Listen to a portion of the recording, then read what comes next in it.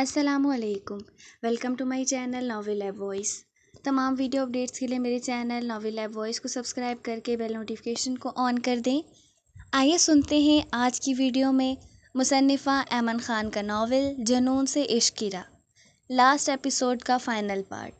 فضیل نے ایک طنزیہ مسکراہٹ اپنے باپ پر اچھالی تھی۔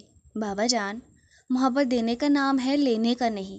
اس محبت میں مجھے اپنے خالی ہاتھ رہنے پر اتنی تکلیف نہیں ہوگی جتنی اس کے خالی ہاتھ رہنے پر ہوگی، اس لیے میں اسے اس تکلیف سے نکال کر اپنے کھاتے میں یہ تکلیف ڈالنا زیادہ پسند کروں گا۔ اس نے ٹھہر ٹھہر کر اپنا نکتہ بیان کیا تھا۔ انتصارہ نے حیرت سے فضیل کو دیکھا تھا، جس کا چہرہ ضبط سے سرخ پڑ رہا تھا کہ شاید اب وہ رو دے۔ آنسو نکلنے کو بےتاب تھے، لیکن وہ ضبط کر کے وہاں کھڑا تھا۔ زہیب خان نے بیٹے کے ضبط کو بڑی ہی بے چینی سے جانچا تھا۔ اور پھر میں یہ شادی کر کے 30 سال پہلے کی جانے والی غلطی دوبارہ نہیں دہرانا چاہتا۔ 30 سال پہلے کی جانے والی غلطی دوبارہ؟ زہیب خان نے الجھ کر اس سے پوچھا تھا۔ ہاں، 30 سال قبل آپ کی جگہ دارجی تھے، میری جگہ شیر خان اور رضوہ بیگم کی جگہ انتصارہ۔ میں اور آپ مل کر آج پھر وہی کرنے والے تھے جو 30 سال قبل اشمل خان نے کیا تھا۔ ہمیں تو ان سے بہتر ہونا چاہیے تھا نا بابا جان؟ ہم نے تو مثال ہوتے ہوئے بھی اس سے برتر ہو رہے ہیں۔ انہوں نے تو اپنی بیٹی پر زبردستی اس کی رضا سے کی تھی، جبکہ آپ ان کی پوتی پر زبردستی اس کی مرضی کے خلاف کر رہے ہیں۔ ان میں اور ہم میں کہاں فرق ہے؟ ہمیں تو روایت کی بازگشت ختم کرنی تھی نا، تو انجانے میں ہم کیوں انہی روایت کو قائم کر رہے ہیں؟ کیوں کسی کی محبت اس سے چھین رہے ہیں؟ سردار اشمل خان کو سبق دیتے دیتے بدلے کی آگ میں اندھے ہو کر خود بھی کسی کی زندگی برباد کرنے لگے تھے۔ نہیں بابا جان، میرا ضمیر ابھی زندہ ہے، یہ مردہ نہیں ہوا، اور ابھی میں اتنا خود غرض نہیں ہوا کہ اپنی محبت کی خوشی چھوڑ کر اپنی خوشی کو اس پر فوقیت دوں۔ جس دن انتصارہ محجب کی بیوی بن گئی نا، تو اس دن میں سمجھوں گا میری محبت کامیاب ہو گئی۔ اب ضبط کی حدود ختم ہو گئی تھی۔ آنسو آنکھوں سے لڑکتے ہوئے اس کے گالوں پر بہہ نکلے۔ اس نے منہ دوسری طرف کر کے آنسو رگڑے اور پھر انتصارہ کی طرف متوجہ ہوا تھا۔ چلو میں تمہیں حویلی چھوڑاؤں، اس نے چلنے کو کہا تھا۔ میں ڈرائیور کے ساتھ آئی ہوں، اسے واپس بھیج دو، تمہارا اس وقت اکیلے جانا ٹھیک نہیں ہے حویلی۔ انتصارہ کو اپنی آواز کسی گہری کھائی سے آتی ہوئی سنائی دی تھی۔ ٹھیک ہے چلو۔ وہ اسی حویلی میں اس کے ساتھ باہر کی جانب بڑھ گیا تھا، جبکہ اس سارے عرصے میں زہیب خان بت بنے کھڑے تھے۔ ان کی اپنی اولاد نے بڑی ہی آسانی سے حقیقت کا آئینہ دکھایا تھا۔ حویلی میں ابھی عوام مکمل طور پر نہیں جاگی تھی۔ طبیعت خرابی کی وجہ سے دارجی بھی فجر پڑھ کر لیٹ گئے تھے۔ کمرے میں ابھی بھی نیم اندھیرا تھا۔ وہ شاید کچھ دنوں سے شدید تھکا ہوا تھا، اس لیے دیر تک سوتا رہ گیا تھا۔ اس کی آنکھ اپنے بازو پر کسی بوجھ سے کھلی تھی۔ اس نے دیکھا تو انبہاج اپنی جگہ سے کھسک کر بالکل درار کے پاس آئی ہوئی تھی۔ انبہاج کا سر درار کے بازو پر تھا، سنہرے بال کھلے ہوئے تھے جس کی لٹیں اس کے چہرے کو چوم رہی تھی، پلکیں رخساروں پر سجدہ ریز تھیں اور گلابی گال دہک رہے تھے۔ انابی ہونٹ بند تھے اور تھوڑی کا تل چہرے پر چمک رہا تھا۔ منظر مکمل تھا۔ درار بغیر پلک جھپکے اس کا چہرہ دیکھ رہا تھا۔ آج وہ مان گیا تھا ایک بے حد حسین عورت اس کا نصیب تھی۔ وہ سوئی ہوئی کوئی معصوم سی گڑیا لگ رہی تھی۔ درار کے ہونٹوں کو ایک حسین مسکراہٹ نے چھوا تھا۔ میری سرداری جتنی جاگتی ہوئی معصوم لگتی ہے، سوتی ہوئی اس سے بھی زیادہ معصوم لگتی ہے۔ اس نے یہ سوچتے ہوئے اس کے چہرے سے بال ہٹائے تھے اور اپنے لبوں سے اس کا ماتھا چھوا تھا۔ پھر اس کے بعد باری باری اس کے دونوں گلابی گال نظر پر تھوڑی کے تل پر پھسلی تھی۔ اس نے دوسرے ہاتھ کی انگلی سے اس کے تھوڑی کا تل چھوا۔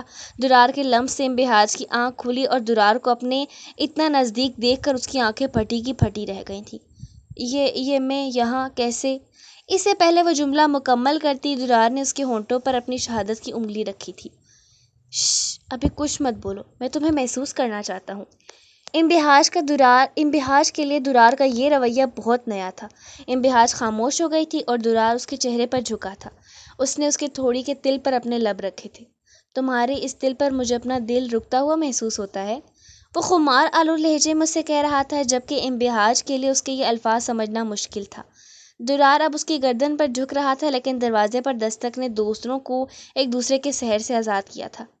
خان جی، دارجی بلا رہے ہیں آپ کو، گل بانو نے باہر سے ہی آواز لگا کر کہا تھا۔ ٹھیک ہے، ان سے بولو میں آتا ہوں۔ وہ جی اچھا کہہ کر چلی گئی، جبکہ وہ واپس اس کی طرف دیکھ کر رہ گیا۔ دارجی ہمیشہ غلط وقت پر بلاتے ہیں مجھے، وہ شدید بے چارگی سے اسے کہہ رہا تھا، جبکہ وہ منہ نیچے کر کے مسکرا دی تھی۔ جان چھوٹنے پر کیسے ہنس رہی ہو تم، وہ مصنوعی گھورتے ہوئے کہہ رہا تھا۔ دارجی بلا رہے ہیں آپ کو، میری نماز ویسے ہی قضا ہو گئی، پتہ نہیں میں کیسے سوتی رہ گئی۔ وہ اٹھ گئی تو وہ بھی بغیر چینج کیے باہر کی جانب بڑھ گیا، جبکہ امتحاج واش روم کی جانب چلی گئی۔ مردان خانے میں پہنچ کر اس نے دارجی کی جانب سوالیہ نظروں سے دیکھا تھا۔ آپ نے بلایا مجھے؟ نکاح کے انتظامات پر ذرا دھیان رکھ لینا، خصوصی کیونکہ ہم خود نہیں دیکھ سکے گا۔ دارجی نے بڑے تحمل سے اس کو کام بتایا تھا۔ اور آپ کو یہ غلط فہمی کیوں لاحق ہوئی کہ میں یہ نکاح ہونے دوں گا؟ اس نے بھی بڑے آرام سے سینے پر بازو باندھے انتہائی تحمل سے کہا تھا۔ ہر بار تمہارا بحث کرنا ضروری ہے ہم سے درار بچے، اس وقت ہم تم سے لڑ نہیں سکتا، تو جیسا ہم نے بولا ہے تم ویسا کر دو، بڑا مہربانی ہوگا تمہارا، دارجی نے اکتا کر اس سے کہا تھا۔ لیکن میں آپ سے کر سکتا ہوں بحث، کیونکہ میں آپ کو دوبارہ 30 سال پہلے والی غلطی نہیں کرنے دوں گا۔ 30 سال قبل سن کر وہ بھی درار کے منہ سے دارجی کو اپنی جان ہوا ہوتی محسوس ہو رہی تھی۔ یاد رکھیں دارجی، آپ پرانی غلطی سدھارنے کے بجائے پھر سے وہی غلطی دہرا رہے ہیں۔ اس سے زیادہ میں آپ کو کچھ نہیں کہوں گا، آپ خود سمجھدار ہیں۔ سارے راستے وہ دونوں خاموش رہے تھے، شاید ایک دوسرے کو مخاطب کرنے کی ہمت دونوں میں ہی نہیں تھی۔ گاڑی ایک جھٹکے سے حویلی کے سامنے رکی تھی۔ فودیل نے ہارن دیا تو گارڈ نے حویلی کا گیٹ کھول دیا۔ وہ جھٹ سے گاڑی پورچ میں لایا، اس نے وہیں بریک لگائی۔ انتصارہ نے گاڑی رکتے اس کی جانب دیکھا جو بالکل سامنے دیکھ رہا تھا۔ انتصارہ گاڑی سے اتری اور اندر کی جانب بڑھنے لگی تھی جب دوبارہ مڑ کر اس کی جانب والی ونڈ اسکرین پر آئی تھی۔ تھینک یو، یاد رکھنا جو محبت کا برہم رکھتے ہیں وہ کبھی خالی ہاتھ نہیں رہتے، بہت سی خوشیاں تمہاری منتظر ہیں، وہ کہہ کر اندر کی جانب بڑھ گئی تھی جب اس نے سر ونڈ اسکرین سے ٹکایا اور گاڑی سے اتر کر اس کے پیچھے ہی حویلی میں داخل ہوا تھا۔ درار دارجی سے اور بھی کچھ کہہ رہا تھا جب اس کی نظر مردان خانے کے دروازے پر پڑی تھی جہاں سے فودیل داخل ہوا تھا، اور دوسری نظر اس کی زنان خانے میں جاتی انتصارہ پر پڑی تھی۔ اور صرف وہی نہیں، دارجی نے بھی دونوں کو دیکھا تھا اور حیرت کا شدید جھٹکا بھی محسوس کیا تھا انہوں نے۔ تم صبح صبح ادھر کیا کر رہا ہے، اور یہ انتصارہ تمہارے ساتھ کیوں تھی؟ دارجی اس سے وہ سوال پوچھ رہے تھے جسے پوچھنے کی ہمت شاید وہ اپنے اندر پیدا نہیں کر پا رہے تھے۔ آخر کو انتصارہ حویلی کی بیٹی اور ان کی عزت تھی۔ میں آپ کو یہ بتانے آیا ہوں کہ میں یہ نکاح نہیں کروں گا کیونکہ انتصارہ نہیں کرنا چاہتی یہ شادی۔ اس نے بڑے آرام سے وہاں موجود نفوس کو اپنے فیصلے سے آگاہ کیا تھا۔ یہ کیا بکواس کر رہا ہے تم؟ انتصارہ کا فیصلے کا اتنا اہمیت نہیں ہے، میں بتاتا ہوں آپ سب کو۔ سب نے پیچھے مڑ کر دیکھا جہاں دروازے پر زہیب خان کھڑے تھے۔ وہ قدم قدم چلتے ہوئے اندر کی جانب آئے تھے۔ تمہارا بیٹا کیا کہہ رہا ہے یہ؟ دارجی نے ماتھے پر بل ڈال کر زہیب خان سے پوچھا تھا۔ بالکل ٹھیک کہہ رہا میرا بیٹا، آج اس نے ثابت کر دیا کہ نہ تو یہ خود غرض ہے اور نہ ہی مفاد پرست، اس لیے اس نے وہ فیصلہ کیا جو میں یا آپ سمجھدار ہوتے ہوئے بھی نہیں کر پائے۔ جانے انجانے میں آج وہی غلطی کر رہے تھے جو آپ نے 30 سال پہلے کی تھی، اور میں سب کچھ جانتے ہوئے بھی بدلے کی آگ میں اتنا اندھا ہو گیا تھا کہ آپ کو اس غلطی کو دہرانے پر اکساتا رہا تھا۔ لیکن آپ کی پوتی اور میرے بیٹے نے آج ہم دونوں کو غلطی کرنے سے بچا لیا۔ اگر آج صبح یہ نہ آتی تو آج ایک اور عورت خان حویلی کی فرزودہ روایت پر قربان ہو جاتی۔ میں نے انتصارہ کا انتخاب کیا ہی اس لیے تھا کہ وہ آپ سے اور روایت سے لڑنے کی ہمت اور طاقت رکھتی ہے۔ ایک بار آپ نے محبت چھینی تھی، آپ تب سے سکون میں نہیں رہے، میں جانتا ہوں۔ آپ نے اپنی بیٹی کو گلے نہیں لگایا 30 سال سے، وہ آپ کا مان رکھتے ہوئے بھی آپ کی شفقت سے محروم رہی ہے۔ تو آج ایک بار محبت دے کر دیکھیں، یقین کریں جو سکون دے کر آتا ہے وہ چھین کر نہیں آتا۔ فودیل نے اب کی بار دارجی سے کہا تھا۔ بدلے میں وہ بالکل خاموش تھے، شاید اپنا کیا ہوا ہر ظلم و ستم وقتاً فوقتاً یاد آ رہا تھا۔ درار نے آگے بڑھ کر فودیل کو گلے لگایا تھا۔ مجھے بہت بے حد خوشی ہو رہی ہے کہ تمہاری وجہ سے ایک اور خان حویلی کی عورت ان بوسیدہ روایت کی بھینٹ چڑھنے سے بچ گئی، اور سردار اشمل خان صاحب ایک اور زندگی برباد کرنے سے بچ گئے۔ وہ ایک بھرپور نگاہ دارجی پر ڈال کر مردان خانے سے باہر نکل گیا۔ زنان خانے کی جالیوں سے ٹیک لگائے کھڑی انتصارہ کی جالیوں پر گرفت مضبوط ہوئی تھی۔ اس نے زور سے آنکھیں میٹی تھی، آنسو موتیوں کی لڑی کی صورت میں آنکھوں سے بہہ کر رخساروں پر جذب ہو رہے تھے۔ اسے اپنے کندھے پر کسی کا دباؤ محسوس ہوا تھا۔ انتصارہ نے مڑ کر دیکھا تو بی جان اپنی چھڑی لیے کھڑی تھی۔ چہرے پر آج ایک شفیق مسکراہٹ تھی، آج ہر وقت رہنے والی کرختگی کہیں غائب تھی۔ راہیں مشکل ہوں لیکن اگر بندے کا لگن سچا ہو تو منزل مل جاتا ہے۔ ہمارا پوتا سے تمہارا محبت سچا تھا، اس لیے تو اس کا حصول اللہ نے تمہارے لیے ممکن بنا دیا۔ ہمیں فخر ہے تم پر بچے کہ تمہارا وجہ سے آج ایک عورت قربانی دینے سے بچ گیا۔ جیتا رہے ہمارا بچہ۔ بی جان نے اس کا ماتھا چوما اور مڑ کر واپس چلی گئی۔ وہ گئی تو امبہاج اس کے قریب آئی تھی، اس نے بغیر کچھ کہے اسے گلے لگایا تھا۔ اللہ تم پر کبھی آزمائش نہ ڈالے میری جان، ایک بات یاد رکھنا، سانحہ جتنا مرضی برداشت والا کیوں نہ ہو، آنسو بہانے سے گریز نہ کرنا۔ آنسو دلوں کی ساری گرد کو لمحوں میں صاف کر دیتا ہے اور دل ایک دم ہلکا ہو جاتا ہے، اور جس کے لیے تم صبر سے روشنائی حاصل کر رہی تھی وہ شاید تمہارے آنسو بہانے کا منتظر تھا۔ وہ جلد تمہارے اور اپنوں کے پاس واپس آ جائے گا، وہ کہہ کر واپس جانے لگی تھی جب انتصارہ نے اس کی کلائی تھامی تھی۔ یہی بات میں آپ سے کہوں گی بی بی، آنسو بہا لینے چاہیے، دلوں کی گرد اور دھند لمحوں میں صاف ہو جاتی ہے۔ حد سے زیادہ صبر انسان کو پتھر بنا دیتا ہے، اور مجھے آپ کے پاس سے پتھر والی کیفیت کا احساس ہو رہا ہے۔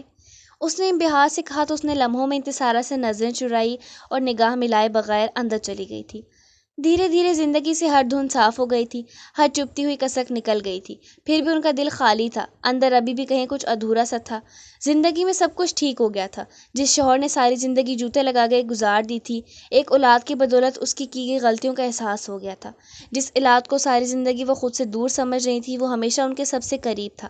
محبت دور ہو گئی تھی تو کیا ہوا تھا، وقت کے ساتھ وہ زخم پرانے ہو گئے تھے۔ اولاد کی محبت نے ان پر نرم مرہم رکھ دیا، اس لیے ان سے رسنے والا خون بند ہو چکا تھا۔ شاید بے حد صبر آ گیا تھا انہیں۔ سب کچھ تو ٹھیک ہو گیا، پھر بھی وہ سکون، وہ اطمینان کیوں نہیں تھا جس سکون کی تلاش میں انہوں نے زندگی بھر سفر کیا تھا۔ اپنے مقصد و تکمیل میں وہ ابھی بھی کامیاب نہیں ہوئی تھی۔ جو ادھورا تھا وہ یہ تھا کہ 30 سال سے باپ کی شفقت سے محروم رہی تھی، اور اب جب زندگی میں سکون کی رمق جاگی تو باپ کی شفقت اور سینے سے لگنے کی طلب میں یکلخت اضافہ ہوا تھا۔ کبھی کبھی سب کچھ حاصل کر کے بھی انسان ادھورا رہ جاتا ہے۔ وہ صوفے پر اوپر پاؤں کر کے بیٹھی ہوئی تھی، آنکھیں بند تھی، دل میں بڑھنے والی طلب کو وہ بڑی بے دردی سے بار بار دبا رہی تھی۔ جب سر پر شفقت کا احساس ہوا، یکلخت آنکھیں کھولی تھی، اور انہوں نے جو دیکھا اس پر یقین کرنا رضویٰ شیخ خان کے لیے ناقابل یقین تھا۔ 30 سال کا عرصہ نہیں ہوتا جو انہوں نے باپ سے بات کیے بغیر گزار دیا تھا۔ دادا جی، ان کے لب کانپے پھڑپھڑا رہے تھے، الفاظ ادا کرنا بے حد مشکل تھا۔ وہ بے یقینی کی کیفیت میں کھڑی ہوئیں، پھر صرف ایک لمحہ انہیں لگا تھا دارجی کے سینے سے لگنے میں، پھر وہاں ہچکیاں تھیں اور رضویٰ بیگم کی سسکیاں تھیں۔ بہت دیر ہو گئی تھی، مجھے لگ رہا تھا کہ اگر میں آپ کے سینے سے نہ لگی تو میں ختم ہو جاؤں گی دارجی۔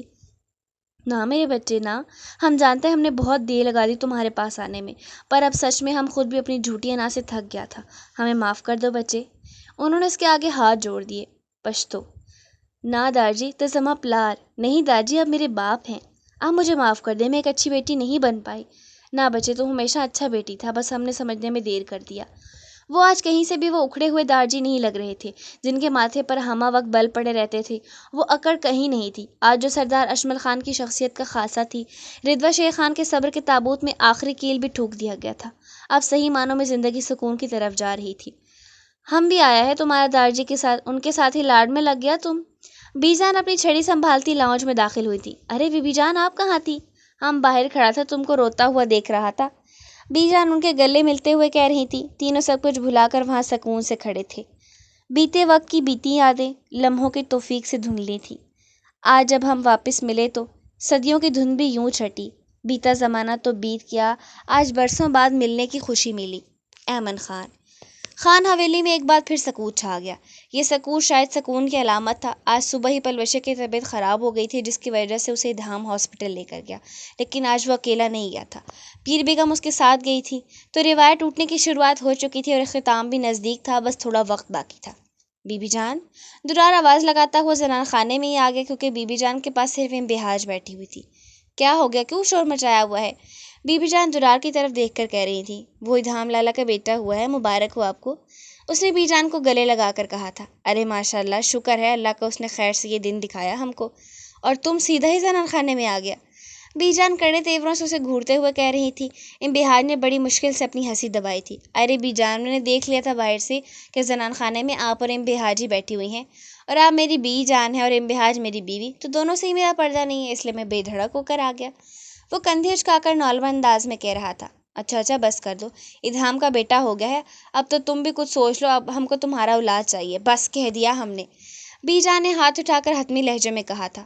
ارے بی جان، یہ آپ کی پوتی بیٹھی ہے، اس سلسلے میں اس سے رابطہ کریں۔ وہ ہاتھ اٹھا کر وہاں سے باہر نکل گیا، جبکہ امبہاج سر اٹھانے کے قابل نہ رہی۔ ہاں بھائی، تم کو کیا مسئلہ ہے؟ بی جان نے سیدھا اس کی ذات پر اٹیک کیا تھا۔ نہیں بی بی جان، میں نے تو کچھ نہیں کہا، یہ تو بس ایسے ہی بولتے رہتے ہیں۔ وہ شرمندہ ہو کر وہاں سے نکلنا چاہتی تھی، لیکن بی بی جان سے کون بچائے اس کو۔ دیکھ لو، اگلی بار ہم کو تمہارا اولاد چاہیے۔ وہ اب رکی نہیں تھی، جلدی سے وہاں سے نکل گئی۔ جب وہ نکلی تو درار زنان خانے کے باہر کھڑا اپنے کہکوں کا گلا گھونٹنے کی ناکام کوشش کر رہا تھا۔ امبہاج کی نظر اس پر پڑ گئی تھی۔ امبہاج نے اسے ایک زبردست گھوری سے نوازا تھا۔ بہت مزے آ رہے ہیں آپ کو، فضول بول رہے تھے۔ امبہار نے اس کے پیٹ میں ایک پنچ مارا تھا۔ اللہ شرم کرو، اپنے شوہر کو ماری ہو ظالم انسان، وہ دہائی دیتے ہوئے اس سے کہہ رہا تھا۔ اسی لائق ہیں آپ۔ وہ منہ بنا کر چلی گئی جبکہ وہ صرف مسکرا کر رہ گیا تھا۔ ادھام کے بیٹے کا پیدا ہونا خان حویلی کی نئی نسل کی شروعات تھی، اس لیے سب بے حد خوش تھے۔ مٹھائیاں بانٹی جا رہی تھی، قبیلے کے غریب لوگوں میں سامان بانٹا جا رہا تھا، ہر طرف خوشیاں ہی خوشیاں پھیلی ہوئی تھی۔ کچھ لمحوں پہلے کا فرسودہ ماحول کہیں غائب ہو گیا تھا۔ اب تو سب خوش تھے، لیکن سب کو کیا معلوم کہ خوشیاں صرف وقتی ہوتی ہیں۔ وہ کمرے میں بیٹھا لیپ ٹاپ پر کوئی کام کر رہا تھا جب وہ کمرے میں داخل ہوئی۔ ہاتھ میں چائے کا ایک مگ بھی تھا۔ اس نے چائے کا مگ اس کے آگے کیا، جسے شکریہ کہہ کر بڑی ہی رسانیت سے تھام لیا۔ وہ مڑ کر جانا چاہتی تھی لیکن پھر وہیں کھڑی رہ گئی۔ اس دن کے بعد سے وہ ذکوان سے زیادہ بات نہیں کر رہی تھی، بس ہلکی پھلکی گفتگو ہوتی تھی۔ کیا ہوا؟ کچھ کہنا ہے؟ ہاں وہ ذکوان نے مگ تھام کر لبوں سے لگایا تھا اور سوالیہ نظروں سے اس کی جانب دیکھا تھا جو انگلیاں چٹکا رہی تھی۔ ادھام لالا کا بیٹا ہوا ہے، مجھے حویلی جانا ہے۔ اس نے مدعے کی بات کہی تھی۔ کنگریچولیشنز۔ تھینکس۔ وہ مڑ کر جانے لگی جب اس نے بازو تھاما تھا۔ کب تک معاف کرو گی؟ لہجے میں التجا تھی۔ جبھی بھی معاف کر دیں گی؟ جواب اتنی ہی جلدی دیا گیا تھا جتنا مختصر سوال تھا۔ ہاں ٹھیک ہے، اب تم سے معافی تمہاری بیوی سے معافی کے بعد ہی مانگوں گا۔ تم تیار ہو جاؤ، میں حویلی لے چلتا ہوں۔ اوکے۔ وہ اس بات میں سر ہلا کر چینج کرنے چلی گئی جبکہ وہ امبہار سے معافی مانگنے کے بارے میں سوچ رہا تھا۔ پچھتاوا تو اسے بہت تھا اور میسا کی ناراضگی دن بدن اسے پاگل کر رہی تھی۔ اسے جلد از جلد امبہار سے معافی مانگنی تھی اور میسا سے اپنی معافی کی راہ ہموار کرنی تھی۔ اس کا رخ اب خان حویلی کی جانب تھا۔ میسا اور ذکوان شام میں عصر کے وقت خان حویلی پہنچے تھے۔ رونق و چہل پہل سے وہاں کے مکینوں کی خوشی کا اندازہ لگانا مشکل نہ تھا۔ وہ دونوں اندر کی جانب بڑھے۔ ذکوان مردان خانے اور میسا زنان خانے میں چلی گئی۔ مردان خانے میں درار کی سربراہی میں محفل جمی ہوئی تھی۔ موجب کے بارے میں ڈاکٹرز کا کہنا یہ تھا کہ دن بدن ریکوری کے چانسز بڑھ رہے ہیں، مگر اب تک وہ ہوش میں نہیں آیا۔ جلد ہوش میں آ جائے گا، اس بات سے سب کو کافی حوصلہ ہوا تھا، لیکن دل کی اس کی غیر حاضری پر پھر بھی بجھا ہوا تھا۔ سب سے زیادہ اثر سبھی پر پڑا تھا کیونکہ موجب اس کا ہر وقت کا ساتھی تھا اور ایک دم وہ خاموش ہو گیا تھا۔ امبہار کو بی بی جان نے گلبانوں کو ڈھونڈنے باہر بھیجا تھا۔ وہ کوارٹروں کی طرف آ رہی تھی جب ذکوان فون سنتا ہوا مردان خانے سے باہر آیا۔ اس کی نظر امبہار پر پڑی۔ اسے یک لخت وہ پہلی جھلک والا لمحہ یاد آیا تھا۔ ایک بار پھر ذکوان خان نے اس کی ایک جھلک دیکھی تھی اور اس بار بھی جانے انجانے میں ہی دیکھی تھی، لیکن اب کی بار اس کا ارادہ نیک تھا، اس میں کوئی غلطی اور کھوٹ شامل نہ تھا۔ اس نے جلدی سے فون بند کیا اور اس کی جانب مڑا اور عقب سے پکارا تھا، بی بی سنیں۔ اس آواز کو وہ کیسے بھول سکتی تھی؟ اسی ایک آواز کے ساتھ تو اس کی زندگی کی سب سے بدترین یاد جڑی تھی۔ امبہار کو اپنی سانس رکتی ہوئی محسوس ہو رہی تھی۔ اسے سمجھ نہ آ رہا تھا اس لمحے وہ کیا کرے۔ ارد گرد کوئی تھا نہیں، بھاگنے کا کوئی راستہ نہیں بچا تھا۔ اس نے منہ ڈھانپا تھا لیکن وہ رک گئی، مڑی نہ تھی۔ اپنے جسم میں خوف کی لہر محسوس ہوئی تھی، لیکن مڑ کر جانا تو تھا ہی۔ اس کا ارادہ تھا کہ مڑ کر تیزی سے نکل جائے۔ وہ مڑ کر جانے ہی والی تھی جب اس نے پھر سے پکارا تھا، ایک بار میری بات سنیں پلیز۔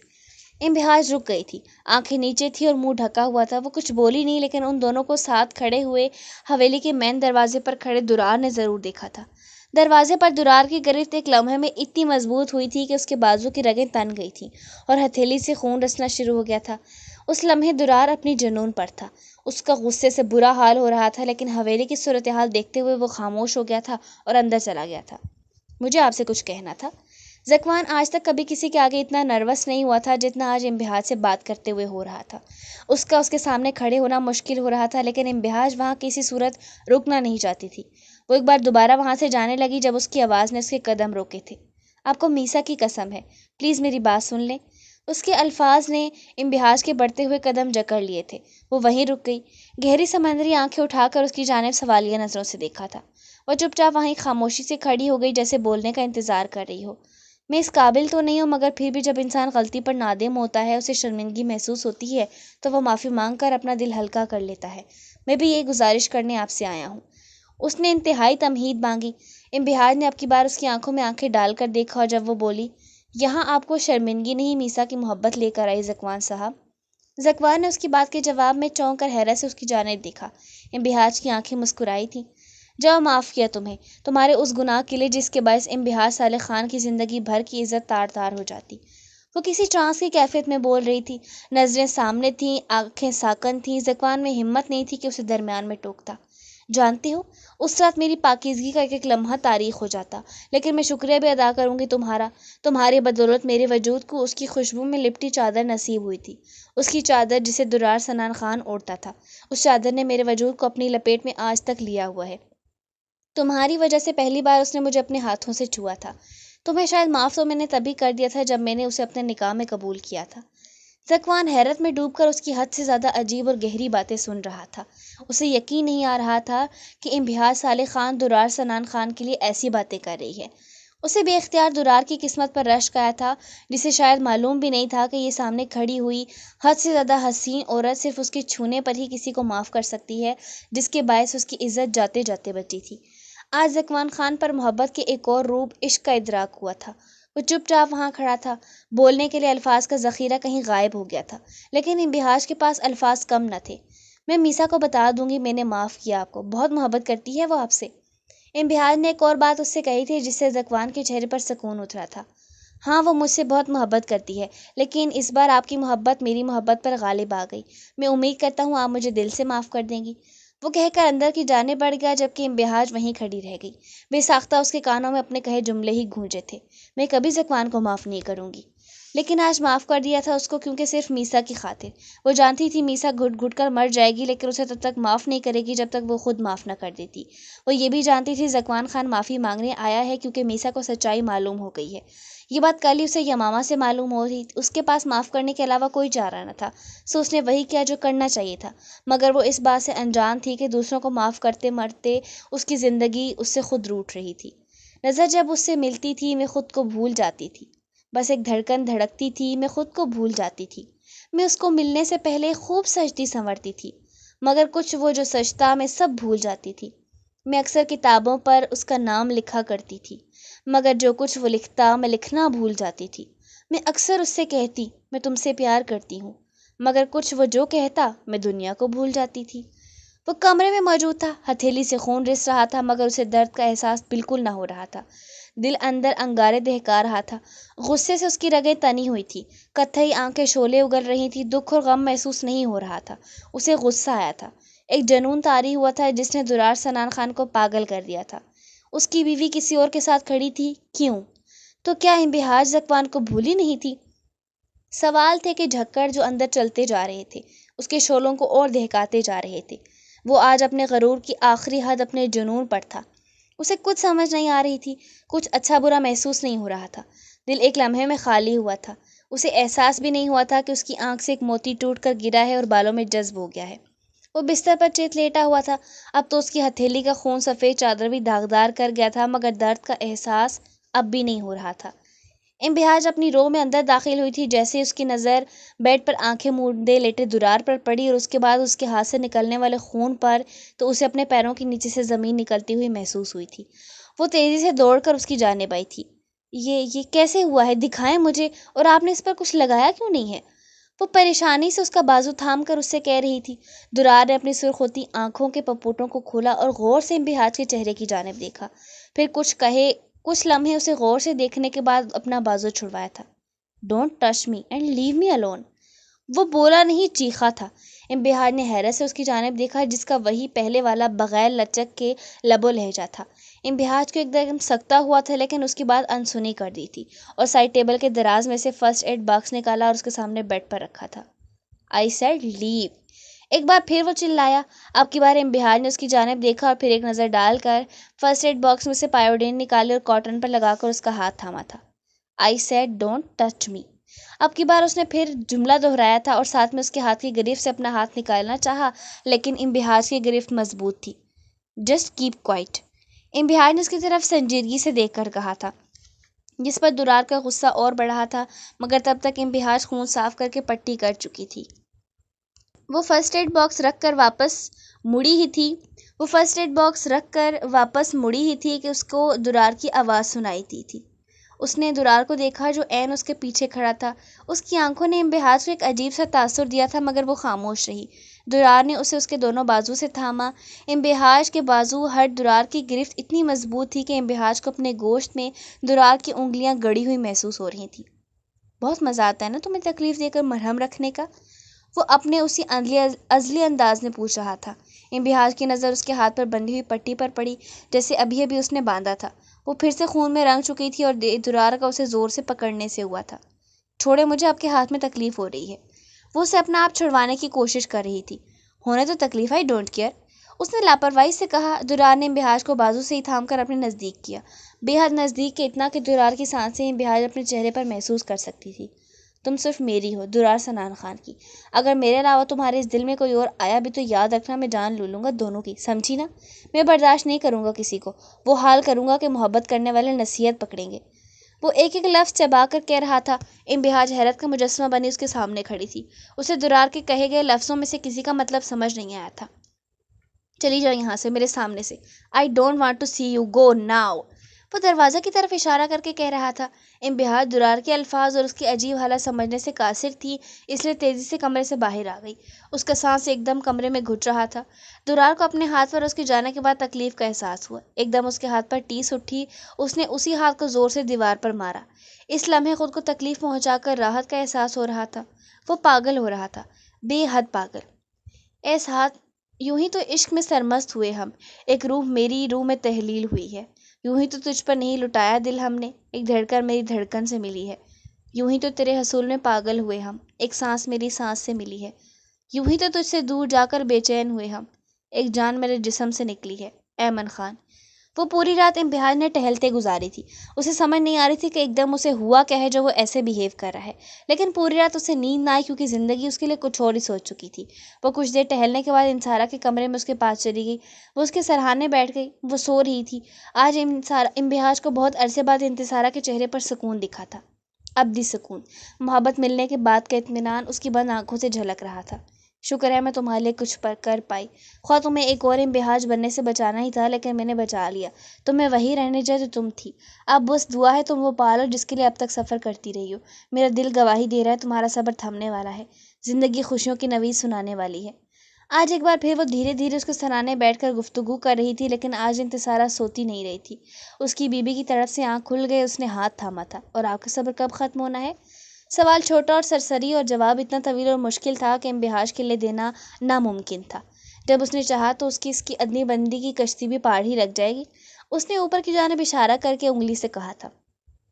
اللہ اپنے ان بندوں کو آزمائش میں ڈالتا ہے جن میں اس کی آزمائش پر اترنے کی سکت ہوتی ہے۔ اس نے آپ کو دی اپنی لاتعداد اور محلول لازوال عشق کے لیے امتحان میں چنا ہے، اور آپ پر وہ آزمائش ڈالی اور اس کا بوجھ آپ مسلسل اٹھائی چلی جا رہی ہیں۔ آپ کے کندھے تھکے نہیں ہیں؟ انتصارہ نے حیرت سے وہ سوال کیا، شاید وہ بہت حیران تھی۔ اس کے سوال کے جواب میں امبہاج نے گہرا سانس بھرا تھا اور پھر اس کی جانب دیکھ کر گویا ہوئی تھی۔ تھکتے ہیں، لمحہ لمحہ تھکتے ہیں، مگر یہ جو اس کی ذات سے محبت ہے نا، اور اس آزمائش کو اٹھانے کا عزم میرے اندر پل رہا ہے، یہ مجھ میں صبر کی رمق بھرتا چلا جاتا ہے، اور صبر کی سواری کبھی نہ تپتی ریت میں گرنے دیتی ہے اور نہ ہی تنے ہوئے کندھوں کو جھکنے دیتی ہے۔ ایک بار پھر مشکل ترین سوال کا لاجواب کرنے والا جواب تیار تھا، اور انتصارہ واقعی لاجواب ہو گئی تھی۔ وہ دونوں رات بھر باتیں کرتی ہی سو گئی تھی۔ صبح صبح امبہاج واپس اٹھ کر زنان خانے میں آ گئی تھی، چہرے پر سکون رکھے، مگر جو جھکڑ اندر چل رہے تھے اس کی خبر کسی کو بھی نہ تھی۔ مگر آخر کب تک؟ پتہ تو چلنا ہی تھا، وہ وقت دور نہیں تھا۔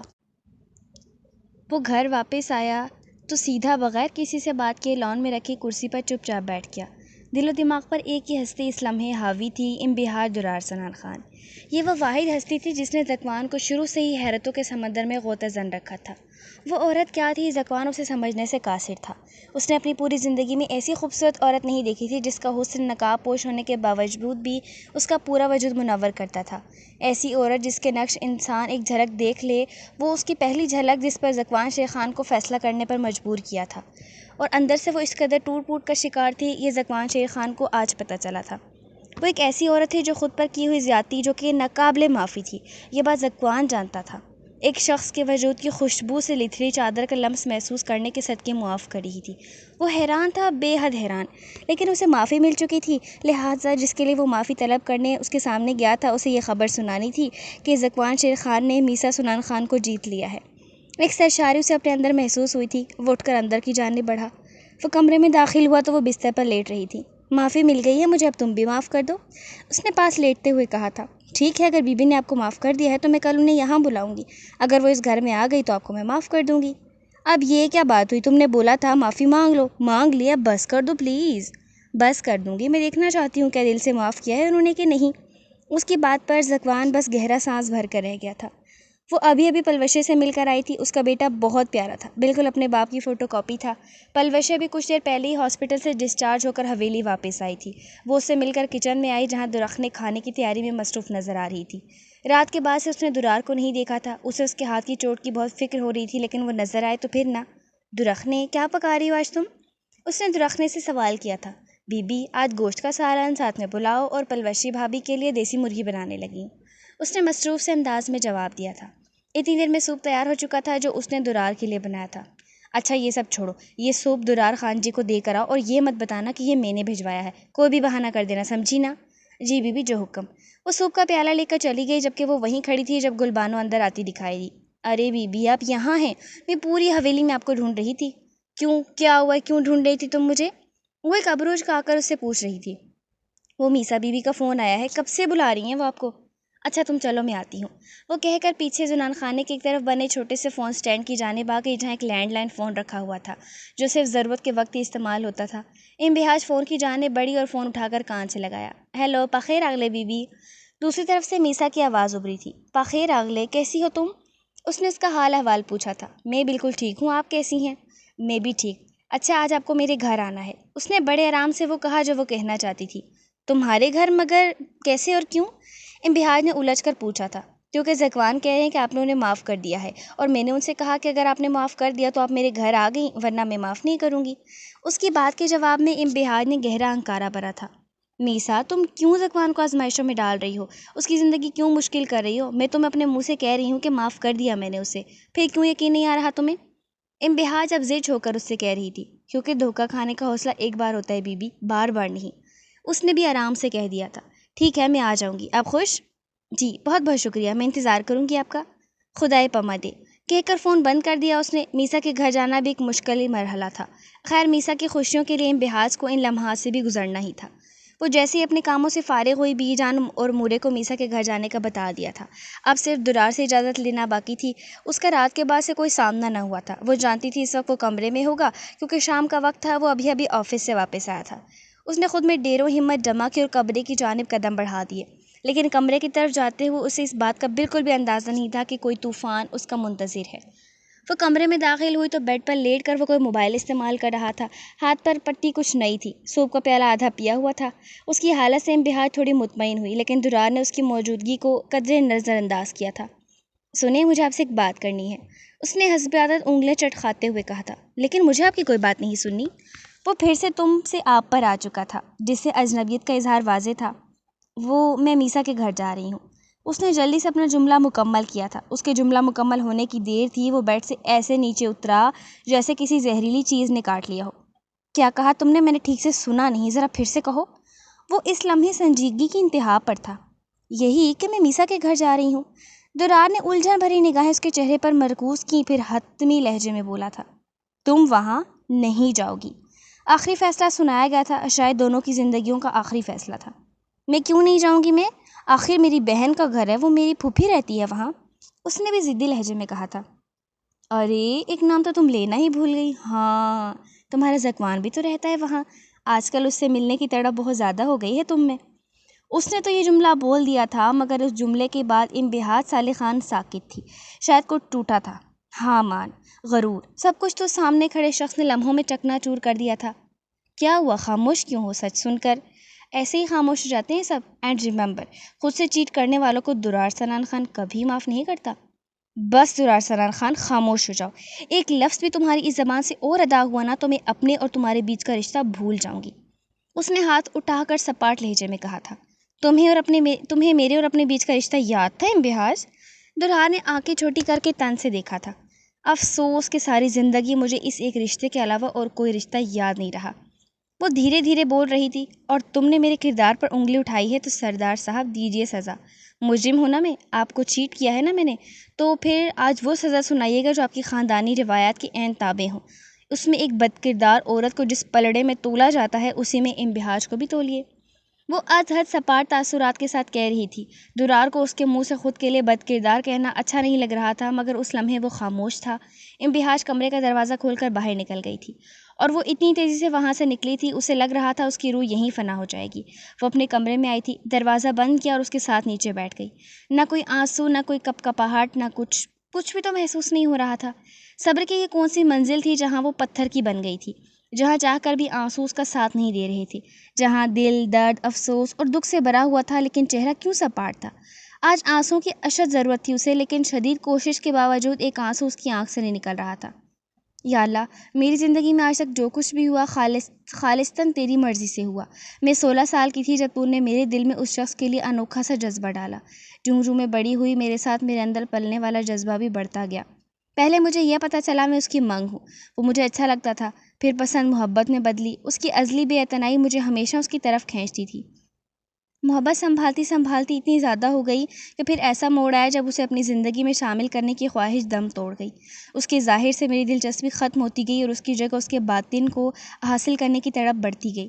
تو نے مجھے وہ دیا جس کی خواہش نہیں تھی، اس کا ظاہری وجود دے دیا، جس کے حصول کے لیے میں 15 سال سے بھاگ رہی ہوں، اس کا ایک سرا بھی میرے ہاتھ نہیں آیا۔ یہ کیسا پھل تھا یا اللہ، میرے اس صبر کا جسے میں خود پر فرض سمجھ کر کرتی آ رہی ہوں، جس کی جڑیں میرے اندر اتنی گہری ہو گئی ہیں کہ مانگنے سے بھی ایک قطرہ آنسو بھی نہیں دے رہی۔ تو جانتا ہے کہ تیری بندی آج ٹوٹ گئی ہے، اس کا باطن چکنا چور ہو گیا ہے، تو پھر کیوں آنسو نہیں دیتا مجھے؟ کیوں آنسو پر میرا حق نہیں ہے؟ وہ کسی دیوانی کی طرح بول رہی تھی، چہرہ سپاٹ، آنکھیں سیدھی، ایک نقطے پر مرکوز کیے وہ اللہ سے ہم کلام تھی۔ کیونکہ جب تک تم اس حویلی میں ہو بچے، آنسو نہیں آئیں گے۔ تم اس حویلی کی ان عورتوں میں شمار ہو جنہیں صبر ان کی گھٹی میں گھول کر دیا گیا ہے۔ لاکھ چاہ لو، یہ در و دیوار تمہیں آنسو بہانے کی اجازت نہیں دیں گے، کیونکہ یہاں رہنے والی عورتیں صبر کی ان منزلوں پر کھڑی ہوتی ہیں کہ عرصہ ہو گیا اس حویلی کی دیواریں بھی ان کے دلوں کی طرح پتھر ہو گئی ہیں۔ اس نے بائیں جہاں کر دیکھا، اس کے بابا جان کھڑے تھے، شاید انہوں نے اس کے لفظ سن لیے تھے۔ وجہ وہ نہیں جانتے تھے، صرف لہجے میں بولنے والے درد اور تکلیف نے اسے یہ کہنے پر مجبور کیا تھا۔ وہ دروازہ کھول کر اندر آ گئے۔ بابا جان، وہ کہتا ہے کہ میں زکوان کے لیے تڑپتی ہوں، میں بدکردار ہوں۔ وہ ان کی گود میں سر رکھ کر لیٹ گئی۔ کرداروں کو جانچنے والا وہ کون ہوتا ہے اور اس کی جرت کیسے ہوئی میری باکردار بچی کے بارے میں ایسے بات کرنے کی؟ میں کبھی معاف نہیں کروں گا اسے۔ وہ غصے میں اس کے بالوں میں انگلیاں چلاتے ہوئے کہہ رہے تھے، تم فکر مت کرو، اب دارجی ہو یا کوئی اور، میں وہی کروں گا جو تم چاہو گی۔ بولو بچے، کیا چاہتی ہو تم؟ وہ ہاتھ روک کر اس کی جانب دیکھتے ہوئے کہہ رہے تھے۔ بابا جان، آنسو۔ جواب نے انہیں حیران کیا تھا۔ آنسو کیوں چاہیے تمہیں؟ انہوں نے حیران ہو کر پوچھا تھا۔ کیونکہ مجھے اپنے اندر کی دھندلاہٹ صاف کرنی ہے، عرصہ ہو گیا میں روئی نہیں ہوں، مجھے آنسوؤں کی ضرورت ہے۔ وہ بھی آہستہ سے کہہ رہی تھی۔ ٹھیک ہے، یہ لو۔ انہوں نے اپنی جیب سے ایک چابی نکال کر اس کی جانب بڑھائی تھی۔ یہ کیا ہے؟ اس نے حیرت اور الجھ کر ان کی جانب دیکھا۔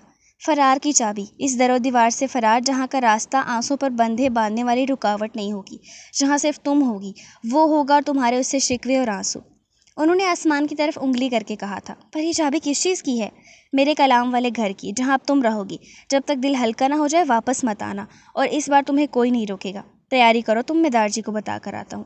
وہ باہر نکل گئے اور انبہا صرف مسکرا کر رہ گئی۔ کیا وقت آیا ہے مجھ پر کہ چند آنسوؤں کی تلاش میں گھر بدر ہونا پڑ رہا ہے۔ سکون کی چائے انسان سے کیا کچھ کرواتی ہے۔ وہ گہرا سانس بھر کر کے طنزیہ مسکرائی تھی۔ لوکی ہن مینوں پوچھدے نے، اے درد دس ان اکھاں دا، میں آپ خاموش پئی رہنی ہاں کہ کی دساں تانوں دل دی گل، او مینوں پئی چھڈ گیا ہے جنوں پیار میں کیتا سی بہت۔ میں معاف تے اونوں کر دیتا پر دل وچوں نہیں کڈیا ہے۔ لوکی ہن مینوں پوچھدے نے، اے درد دس ان اکھاں دا۔ ایمن خان۔ اور پھر نہ جانے چھوٹے خان نے دارجی سے کیا کہا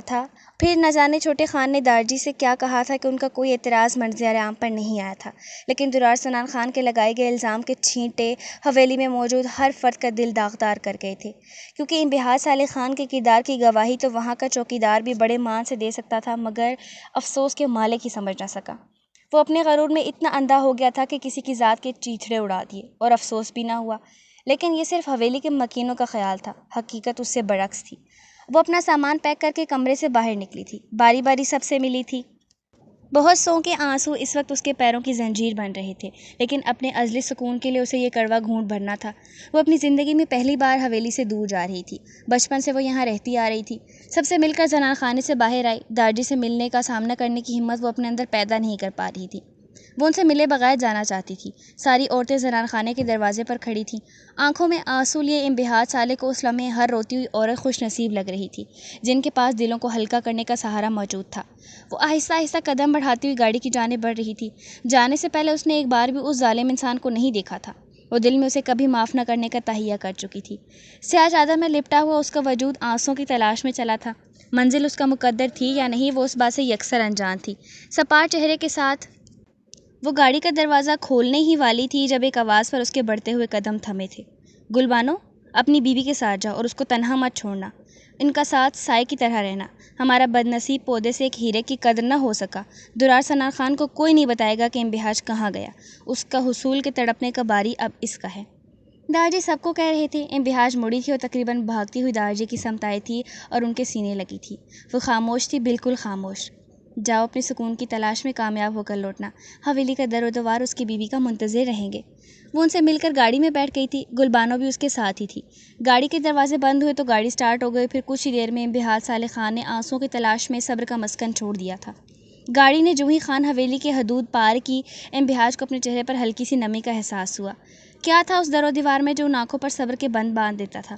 ابھی گاڑی آدھے ہی راستے میں پہنچی تھی جب امبہاج نے گلبانو سے کہا کہ گاڑی زکوان ہاؤس کی جانب موڑ لے۔ میسا کی خوشیوں کے لیے وہ حویلی سے کتنی قربانی دے کر چلی تھی، اس سے کیا ہوا وعدہ تو اسے پورا کرنا ہی تھا، سو اسے نبھانے کے لیے وہ زکوان ہاؤس کے سامنے کھڑی تھی۔ جس گھر میں شاید اسے کبھی نہیں آنا تھا، آج اسی کی دہلیز پر کھڑی تھی۔ اپنے ساتھ چادر میں لپٹے وجود کو لے کر وہ مرے مرے قدموں کے ساتھ اس گھر میں داخل ہوئی تھی جہاں وہ شخص آباد تھا جس کے نام کے ساتھ اس کا نام جوڑنے کی کوشش کی گئی تھی۔ وہ اندر داخل ہوئی تھی جب میسا کی نظر اس پر پڑی۔ میسا اسے دیکھ کر حیران رہ گئی تھی۔ گہری سمندری آنکھوں میں باقاعدہ آنسو تو نہیں تھی مگر وہ ہلکی نم تھی۔ میں چل کر تمہاری دہلیز پر آ گئی ہوں۔ اب خدا جو تم سے محبت کرتا ہے اس کی محبت کو قبول کرو، اور معافی کو بھی محبت ملنا ہر کسی کے مقدر نہیں ہوتا۔ اللہ تمہیں خوش رکھے ہمیشہ، میری یہ دعا ہے۔ چلتی ہوں۔ وہ مڑ کر جانے لگی جب میسا نے مخاطب کیا تھا، بیبی کچھ دیر تو رکیں، ابھی تو آپ آئی ہیں۔ نہیں میسا، مجھے نہیں رکنا، میں اپنا وعدہ پورا کرنے کے لیے زندگی داؤ پر لگا کر آئی ہوں، اب میں اس سے زیادہ نہیں رک سکتی۔ وہ مڑ کر جانے لگی۔ دروازے پر زکوان خان کھڑا تھا، آج نظریں جھکی ہوئی تھی۔ اس میں ہمت نہیں تھی کہ وہ اتنی قابل احترام شخصیت کی طرف دیکھے۔ کم از کم زکوان شیر خان تو ایسا ہی سمجھتا تھا۔ وہ نگاہیں جھکا کر اس کے قریب سے آرام سے گزر گئی۔ آج کوئی خوف محسوس نہیں ہوا تھا۔ سوات سے کلام تک کا راستہ اس نے سیٹ کی پشت سے ٹکا کر گزارا تھا۔ کلام پہنچ کر گیٹ کے آگے ڈرائیور نے ہارن دیا تو چوکیدار نے گیٹ کھول دیا تھا۔ گل بانو نے اس کے ہاتھ سے چابی لی اور مین انٹرنس کا دروازہ کھولا۔ وہ گل بانو کا سامان اندر رکھوانے کا کہہ کر خود کمرے میں چلی گئی۔ کمرے میں پہنچ کر اس نے دروازہ بند کیا تھا اور بیڈ کے ساتھ ہی نیچے بیٹھ گئی۔ کافی دیر ہو گئی تھی۔ جب سے وہ باہر گئی تھی وہ ایک ہی پوزیشن میں بیٹھا ہوا تھا۔ اس کے وجود میں ذرہ برابر بھی جنبش نہیں ہوئی تھی۔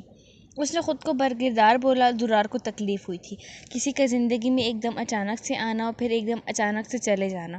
درار سنان خان کو ایک خواب لگ رہا تھا، وہ حسین خواب جو اس نے امبہاج کے ساتھ گزارا تھا۔ وہ ہوش میں آیا تھا، میں نے یہ کیا کیا؟ اس کے کردار پر کیچڑ اچھال دیا، اپنی محبت کے کردار پر۔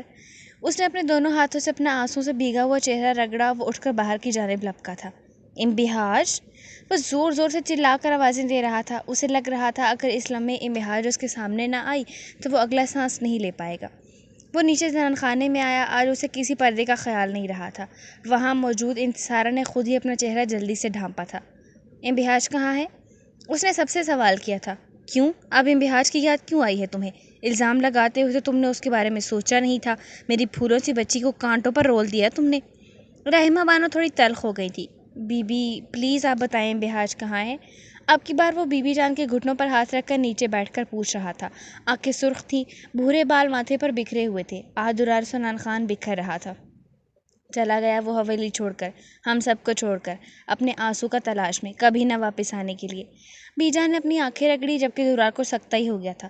جب وہ بولا تو اسے اپنی آواز کسی گہری کھائی سے آتی ہوئی سنائی دی تھی۔ کہاں گئی ہے وہ؟ اس نے وہ پوچھا تھا جسے پوچھتے ہوئے اسے اپنی روح فنا ہوتی محسوس ہو رہی تھی۔ ہم میں سے کوئی نہیں جانتا وہ کہاں گیا۔ بی بی جان نے بڑے آرام سے ہاتھ جھاڑے تھے جبکہ درار سنان خان تو کہیں غائب ہو گیا تھا۔ درار تو گویا ایسے تھا جیسے وہاں موجود ہی نہ ہو۔ اس کے کانوں میں اپنے ہی کہے گئے الفاظ گونج رہے تھے۔ ارے ایک شخص کا نام لینا تو تم بھول ہی گئی۔ Dam it! اس نے زور سے بی جان کے صوفے کے بازو پر مکہ مارا اور لڑکھڑاتے قدموں کے ساتھ سیڑھیاں چڑھ کر کمرے میں آ گیا۔ کمرہ ویران تھا، خالی، ہر جگہ اس کی خوشبو بستی تھی۔ ڈریسنگ ٹیبل پر اس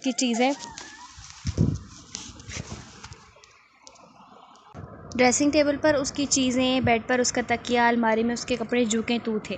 وہ اپنے کپڑے ساتھ لے کر گئی تھی جو شادی سے پہلے پہنتی تھی اور ابھی وہ انتصارہ اور اس کے مشتقہ الماری میں ہی رکھے ہوئے تھے۔ درار سنان خان کے کمرے سے اس نے کوئی چیز نہیں اٹھائی تھی۔ اس کی ہر چیز ویسے کی ویسی تھی، لیکن وہ اس کی سب سے قیمتی چیز اپنے ساتھ لے گئی تھی، اپنا وجود، جس کے بغیر درار کو سانس لینا مشکل لگ رہا تھا۔ اس نے ہاتھ مار کر ڈریسنگ ٹیبل پر پڑی ہر چیز گرا دی، تکیہ زمین پر پٹخا، الماری کھول کر اس کا ایک ایک سوٹ باہر پھینک دیا۔ چند لمحوں میں کمرے کی حالت بدتر ہو گئی۔ یہ سب کر کے بھی اسے سکون نہیں مل رہا تھا۔ اس کے کپڑوں کے ساتھ ہی وہ بیڈ کے پاس نیچے بیٹھ گیا۔ بے وفا ہو تم، چھوڑ کر چلی گئی ہو مجھے، ذکوان کے پاس چلی گئی ہو۔ وہ ہمیشہ مجھ سے آگے رہنے کی کوشش کرتا تھا، آج اس نے میری سب سے قیمتی چیز چھین لی، تمہیں دور کر دیا مجھ سے۔ تم میری زندگی میں آئی ہی کیوں؟ میرے ازلے جنون کو ٹھنڈا کر کے خود میری زندگی سے ہی چلی گئی۔ میں تمہیں کبھی معاف نہیں کروں گا انبہاج، کبھی بھی نہیں۔ اپنا اتنا عادی بنا لیا تم نے کہ تمہارے بغیر اس کمرے میں میرا سانس گھٹ رہا ہے۔ ایسا محسوس ہو رہا ہے جیسے کوئی میری روح قبض کر رہا ہو۔ وہ آنسو بہا رہا تھا۔ درار سنان خان زندگی میں پہلی بار رو رہا تھا، وہ بھی ایک عورت کے لیے، اس عورت کے لیے جسے وہ ایک انچاہی عورت کے علاوہ کچھ تصور نہیں کرتا تھا، اور آج وہی انچاہی عورت اس کی اولین چاہت بن گئی تھی۔ درار سنان خان انبہاج صالح خان کے عشق میں دیوانہ ہو رہا تھا، اور اسے پتہ ہی نہیں تھا کہ وہ عشق کی کون سی منزل پر کھڑا ہے۔ اگر انبہاج کا عشق صبر پر مبنی تھا تو درار کا عشق جبر کا قائل تھا۔ انبہاج کے عشق کی منزل میں محبوب کی ذات پر صبر تھا اور اس کے ظاہر کی خواہش نہیں تھی، لیکن درار کا عشق محبت کی ایسی منزل پار کر چکا تھا جہاں آر یا پار تھا۔ وہ ہر چیز میں جنونی تھا، اس کا غرور جنونی کیفیت کا تھا، اور اب عشق بھی جنونی تھا۔ اسے ہر حال میں انبہاج صالح خان چاہیے تھی، چاہے اس کے لیے اسے مرنا ہی کیوں نہ پڑتا۔ اس کو صبر نہیں تھا، جنون کی حد تک تمنا تھی۔ وہ ایک جنونی راستے پر نکل چکا تھا جہاں سے واپسی ممکن نہیں تھی۔ دیکھنا یہ تھا کہ اس کے عشق کا جنون اسے کس منزل پر لے کر جاتا ہے۔ وہ کافی دیر بیڈ کے ساتھ لگی بیٹھی تھی، بے حد ضبط کے باوجود دھیرے دھیرے اس کی آنکھوں سے گوشے بھیگے تھے۔ صبر کرنے والوں کی کبھی ہار نہیں ہوتی۔ ارد گرد سے ایک آواز ابھری تھی، صبر کرنے والے آج ہار گئے ہیں۔ اس نے سیدھا دیکھ کر کہا، ساتھ ہی بھیگے ہوئے گوشوں میں سے چند قطرے ٹپکے اس کے گلابی گالوں پر بہے تھے۔ اس کی ذات پر کب سے صبر کر رہی تھی، پھر اب کیا ہوا؟ بھروسہ رکھ۔ ایک بار پھر آواز آئی۔ صبر تب کر رہی تھی جب تک عشق میں جیتا ہوا محسوس کرتی تھی۔ ایک بار پھر سیدھا دیکھ کر اس نے کہا تھا۔ قطرے گالوں سے پھسل کر تھوڑی کے ٹل کو بھی نم کر گئے۔ تو کیا ہار گئی ہے اسے؟ ایک بار پھر دردناک سوال ابھرا تھا۔ ہاں، ہار گئی ہوں اسے، عشق میں ہار گئی ہوں۔ میرے جسم میں ایک قطرہ بھی صبر کا نہیں بچا۔ اب کے بار وہ چیخی تھی، آنسو کے بہنے میں روانی آئی تھی، 1 2 3 اور پھر پورا سیلاب۔ 15 سال سے پلنے والا سارا صبر بہا تھا۔ چیخیں پکار بھی تھی۔ وہ اپنی آواز سے اپنے درد کو کم کرنے کی ناکام کوشش کر رہی تھی۔ انبہاج صالح خان کی ذات ٹکڑے ٹکڑے ہو گئی تھی۔ پہلی اور آخری بار آنسو بہانے کی اجازت ملی ہے، یہ مت سمجھنا کہ اب تو جب تک چاہے رو سکتی ہے۔ ایک بار پھر آواز ابھری تھی۔ کیوں، اب میں روؤں گی نا؟ اس نے حیران ہو کر کہا تھا۔ نہیں تو، اللہ کے پسندیدہ بندوں میں سے ہے جسے اس نے اپنی جناب میں سے صبر کا تحفہ دیا ہے، جس کے دل میں اس نے اتنی وسعت رکھی ہے کہ بڑے بڑے غموں کو بغیر آنسو بہائے پی جاتی ہے۔ تیرے چند آنسو آئے تھے، اندر کا پتھر نہیں پگھلا۔ جو تو اللہ اور اس کے دیے ہوئے صبر سے منکر ہو رہی ہے، صبر تیرا مقدر ہے، تیرے نصیب میں لکھا گیا ہے، تو اس سے پیچھا نہیں چھڑا سکتی۔ آواز کے ابھرنے کی دیر تھی، اس نے ہاتھ بڑھا کر گالوں پر بہنے والے آنسوؤں کو صاف کیا اور خود اٹھ کر شیشے کے سامنے گئی۔ ناک سرخ تھی، آنکھیں سوجی ہوئی۔ اس نے برش پکڑ کر بالوں میں پھیرا اور بالوں کو جوڑے میں باندھا۔ دوپٹہ اوڑھ کر باہر نکلی۔ دل ایک دم ہلکا ہو گیا تھا، شاید کبھی نہ رونے کے لیے۔ وہ جا چکا تھا، مگر جدائی سے قبل ایک نرم لمحہ ٹھہر گیا ہے میری ہتھیلی کی پشت پر، زندگی میں پہلی کا چاند بن کر۔ وقت تیزی سے گزر رہا تھا۔ آج ایک ہفتہ ہو گیا تھا، نہ تو اس کی حالت میں کوئی سدھار آیا اور نہ اس کا موقف بدلا تھا، اور ایک ہفتے سے کمرے سے باہر نہیں نکلا تھا۔ اسے باہر نکلتے ہی وحشت محسوس ہوتی تھی۔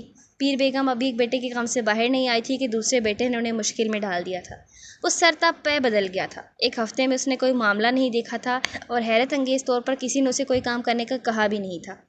درار کی زندگی یکمشت تبدیل ہوئی تھی۔ اس نے اپنی زندگی میں کبھی نہیں سوچا تھا کہ وہ محبت یا عشق جیسے کسی جذبے سے روشناس ہوگا، لیکن انبہاج نے اسے پہلے محبت اور پھر خود سے جدائی دے کر عشق سے روشناس کروا دیا تھا۔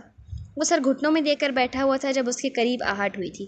اس نے سر اٹھا کر آنے والے کو نہیں دیکھا۔ پیر بیگم آہستہ سے چلتی اس کے قریب آئی تھی۔ ان کا باوقار اور مغرور بیٹا آج کس حال میں تھا؟ بچے، انہوں نے اس کے سر کے بالوں میں ہاتھ پھیرا۔ درار نے سر اٹھایا اور مورے کی جانب دیکھا۔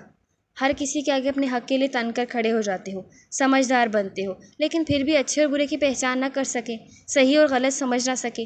تمہاری کیسی عقل تھی جو تمہیں یہ نہ سمجھا سکی کہ زندگی میں ہیرے کی اہمیت کیا ہوتی ہے؟ وہ دھیرے دھیرے اس کے بالوں میں انگلیاں چلاتی ہوئی آہستہ آہستہ کہہ رہی تھیں۔ میں نے کیا کیا ہے مورے؟ اس نے ان کی بات کے جواب میں صرف اتنا سا سوال کیا تھا۔ تم نے کیا کیا ہے؟ اگر تم نے کچھ نہیں کیا بچے تو پھر اپنی حالت دیکھو، کیوں ہے ایسی حالت تمہاری؟ تم تو اپنی آزادی کو مناؤ، ایسے کمرے میں کیوں دب کر بیٹھ گئے ہو؟ ایک انچاہی عورت تمہاری زندگی میں آئی اور پھر ایسے ہی نکل گئی، تمہیں تو خوش ہونا چاہیے نا، جس کے لیے تم نے اپنے داجی سے ٹکر لی وہ آزادی تمہیں مل گئی، پھر یہ سوگ ماتم کس بات کا ہے؟ کیوں ایک ہفتے سے تم کمرے سے نہیں نکلے؟ کیوں یہاں کسی کی صفائی نہیں کرنے دی؟ کپڑے کیوں الماری میں واپس نہیں رکھ رہے؟ بلکہ واپس رکھنے کی کیا ضرورت ہے؟ جب ان کپڑوں کی مالکن تمہاری زندگی سے چلی گئی تو کپڑوں کی کیا ضرورت ہے؟ ایک کام کرتی ہوں، میں درخنے سے کہہ کر باہر پھینکوا دیتی ہوں۔ وہ کپڑے اٹھا کر اکٹھے کر رہی تھی، وہ اس حیرانی سے اپنی مورے کو دیکھ رہا تھا۔ مورے، آپ کو کوئی پرابلم نہیں وہ میری زندگی سے چلی گئی ہے؟ نہیں، جب میرے بچے کو کوئی مسئلہ نہیں تو مجھے کیا پرابلم ہوگی؟ وہ آرام سے کندھے اچکا کر کہہ رہی تھی۔ آپ سے کس نے کہا مجھے کوئی فرق نہیں پڑتا؟ اس نے کہا تھا اور ان کے ہاتھ سے امبہاج کے سارے کپڑے لے لیے تھے۔ اچھا تو تمہیں فرق پڑتا ہے؟ انہوں نے دونوں بازو باندھ کر سوالیہ نگاہوں سے دیکھتے ہوئے کہا تھا۔ دوران نے نظریں چرائی تھی۔ جب انسان کسی سے محبت کرتا ہے نا تو اس محبت کا اعتراف بھی کر لینا چاہیے۔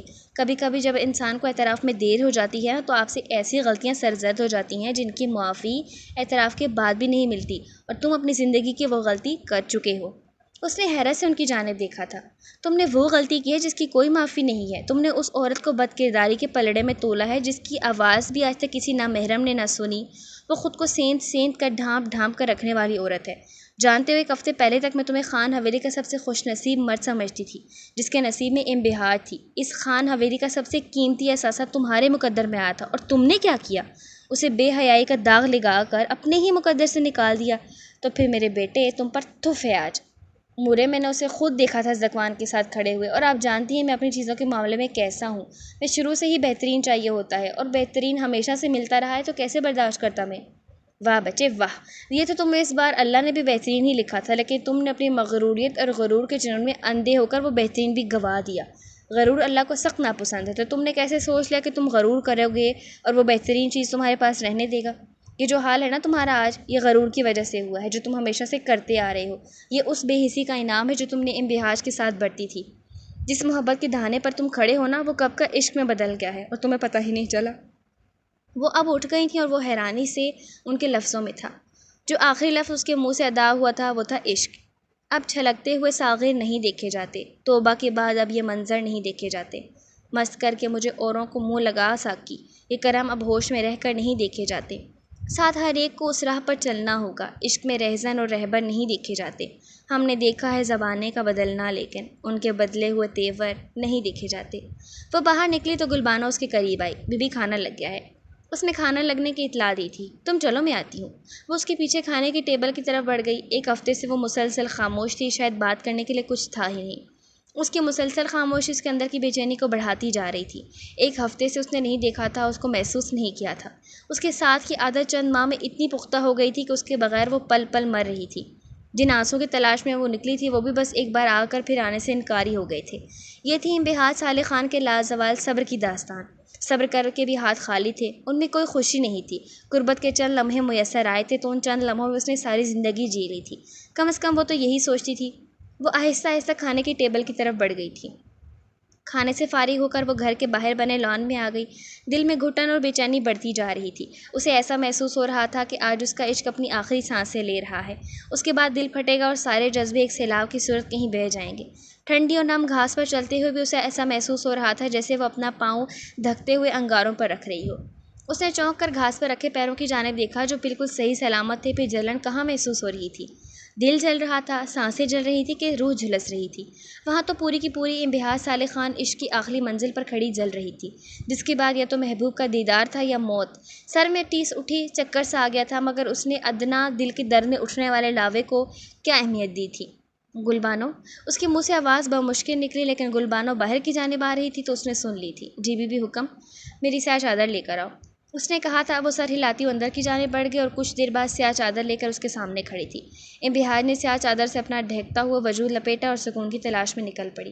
وہ آج بہت دنوں بعد سکون کی تلاش میں کمرے سے باہر نکلا تھا۔ حویلی کے آہنی لان میں لکڑی کی بنی ہوئی کرسیوں میں سے ایک پر بیٹھا، سامنے لکڑی کی میز پر بھاپ اڑاتا ہوا چائے کا مگ تھا۔ آج درار سنان خان امبہاج صالح خان کی یاد میں چائے پی رہا تھا جو اس نے کبھی زندگی میں نہیں پی تھی۔ وہ ہمیشہ کافی پینے والا انسان تھا۔ کافی نا ہمیشہ سے مجھے کڑوی لگتی ہے۔ امبہاج کا کہا گیا جملہ اس کے کان میں گونجا، اس کے لب مسکرائے تھے۔ کیوں میرے حواسوں پر ایسے سوار ہو گئی ہو تم؟ جب چھوڑ گئی ہو تو میں نے کافی بھی چھوڑ دی ہے۔ وہ خود سے کہہ رہا تھا، اس کی نظر اچانک حویلی کے گیٹ سے داخل ہونے والی سیاہ لینڈ کروزر پر پڑی۔ وہ ہزاروں لاکھوں میں بھی اس گاڑی کو پہچان سکتا تھا۔ وہ گاڑی ذکوان شیر خان کی تھی۔ درار کی رگیں ایک بار پھر تنی تھیں۔ بچھڑ جانے کی اذیت موت جیسی ہے، بچھڑ جانے کی اذیت موت جیسی ہے، موت بھی وہ جو روز آتی ہے۔ بچے کہاں جانا ہے؟ وہ تقریباً 1 گھنٹے سے مسلسل گاڑی دوڑا رہے تھے، لیکن بہار نے ابھی تک نہیں بتایا تھا کہ کہاں جانا ہے۔ بابا وہاں لے کر چلے نا جہاں سکون ہو، بہار نے گل خان سے کہا تھا۔ بچے سکون تو دلوں میں ہوتا ہے، چاہے جگہ کوئی بھی ہو۔ اگر دل پر سکون ہے تو جگہ سے کچھ نہیں ہوتا۔ آپ مزار لے جائیں، اسی مزار جہاں میں ہمیشہ جاتی ہوں۔ اس نے ایک آخری کوشش کے طور پر وہ جگہ چنی جہاں اسے ہمیشہ سکون ملتا تھا، اور اب بھی وہ وہیں جا رہی تھی۔ گاڑی کا بڑھتا ہوا سفر اس کی بے چینی بھی بڑھا رہا تھا۔ یا اللہ، یہ کیا ہو رہا ہے مجھے؟ ایسا کیوں محسوس ہو رہا ہے جیسے میرا دل پھٹ جائے گا؟ یا اللہ، ایک بار پھر تھوڑا سا صبر دے دے۔ صبر کیوں چھوٹ رہا ہے میرے ہاتھوں سے؟ آنکھیں بند تھی، شدت ضبط سے سیاہ چادر کی اوٹ میں چہرہ سرخ پڑ رہا تھا، وجود ہولے ہولے لرز رہا تھا۔ انبہار صالح خان پر وجد کی کیفیت طاری ہو رہی تھی۔ گاڑی مزار کے باہر رکی۔ وہ مزار چھوٹا سا ہی تھا، جہاں کبھی بھی زیادہ ہجوم نہیں ہوتا تھا۔ وہ ہوش میں آئی جیسے کسی جگہ کے سحر نے اس کے بے چین وجود پر ٹھنڈی پھوار رکھی ہو۔ اس کا وجد لمحوں میں ختم ہوا تھا۔ ایک بار پھر اس پر صبر کی کیفیت طاری ہوئی تھی۔ وہ گاڑی سے اتری، اس نے نظر اٹھا کر اوپر دیکھا۔ مزار تک جانے کا راستہ سیڑھیاں چڑھ کر تھا۔ وہ دھیرے دھیرے قدم بڑھاتی ہوئی سیڑھیاں چڑھ رہی تھی۔ ہر سیڑھی پر قدم رکھتے ہی اسے ایسا محسوس ہو رہا تھا جیسے اس کا وجود سکون کی زد میں آ رہا ہو، جسم سے پھوٹتے ہوئے انگاروں پر جیسے کوئی ٹھنڈا پانی مار رہا ہو۔ سیڑھیاں عبور کرنے کے بعد مزار کا احاطہ شروع ہو چکا تھا۔ جیسے اس نے زمین پر قدم رکھا، اس کے کانوں میں قوالی کے بول گونجے۔ اس نے نظر اٹھا کر دیکھا تھا، سامنے کچھ لوگ ہارمونیم کے ساتھ قوالی گا رہے تھے۔ قوالی کے بول انبہاج کے دل کی عکاسی کر رہے تھے۔ بھر دو جولی میری یا شاہ مدینہ، لوٹ کر میں نہ جاؤں گا خالی، کچھ نواسوں کا صدقہ عطا ہو، در پہ آئی ہوں بن کر سوالی۔ وہ ان بولوں کے ساتھ خود بھی منہ میں یہ بول دہرا رہی تھی۔ اس نے نظریں گھما کر بابا جی کو تلاش کرنے کی کوشش کی، مگر وہ اسے کہیں نہ دکھے۔ وہ قدم قدم چلتی مزار کے برآمدے میں آئی تھی، پھر نیچے بیٹھ گئی۔ کچھ دیر وہ وہاں کا عزلِ سکون اپنے اندر اتارنا چاہتی تھی۔ اس نے گہری سمندری آنکھوں کو بند کیا تھا۔ ابھی اسے آنکھیں بند کی تھوڑی دیر گزری تھی کہ اسے اپنے سر پر ہاتھ کے دباؤ کا احساس ہوا تھا۔ اس نے جھٹ سے آنکھیں کھولی تھی۔ اسے اپنے سر پر ہاتھ کا دباؤ محسوس ہوا تھا۔ اس نے جھٹ سے آنکھیں کھولی۔ آ گئی ہے جیت کر؟ بابا نے بڑا ہی عجیب سوال پوچھا۔ اس نے چونک کر ان کی جانب دیکھا۔ میں تو ہار کر آئی ہوں بابا جی، اپنا سب کچھ ہار کر، اس نے دھیرے سے کہا تھا۔ پاگل ہے تو، بے وقوف ہے تو، اس کی رضا جیت لی ہے تو نے، پھر بھی کہہ رہی ہے کہ ہار کر آئی ہوں۔ نہیں بابا جی، وہ تو روٹھ گیا ہے مجھ سے، تبھی تو دھیرے دھیرے صبر بھی چھین رہا ہے مجھ سے، اس نے پھر سے کہا تھا۔ اس کی رضا جیتنے کا مطلب سمجھتی ہے تو؟ بابا جی نے اس کے بعد نظر انداز کر کے اپنی بات کہی تھی۔ اس نے نفی میں سر ہلایا تھا۔ سمجھ جائے گی، ابھی کچھ دیر میں، بس زیادہ وقت نہیں بچا، جا کر دعا مانگ لے اندر۔ انہوں نے مزار کی طرف اشارہ کر کے کہا۔ وہ اٹھ کر جالیوں کی جانب بڑھی تھی۔ پیچھے سے بابا کی آواز پھر ابھری تھی۔ اس کی رضا جیتنے کا مطلب ہے سب کچھ جیتنا۔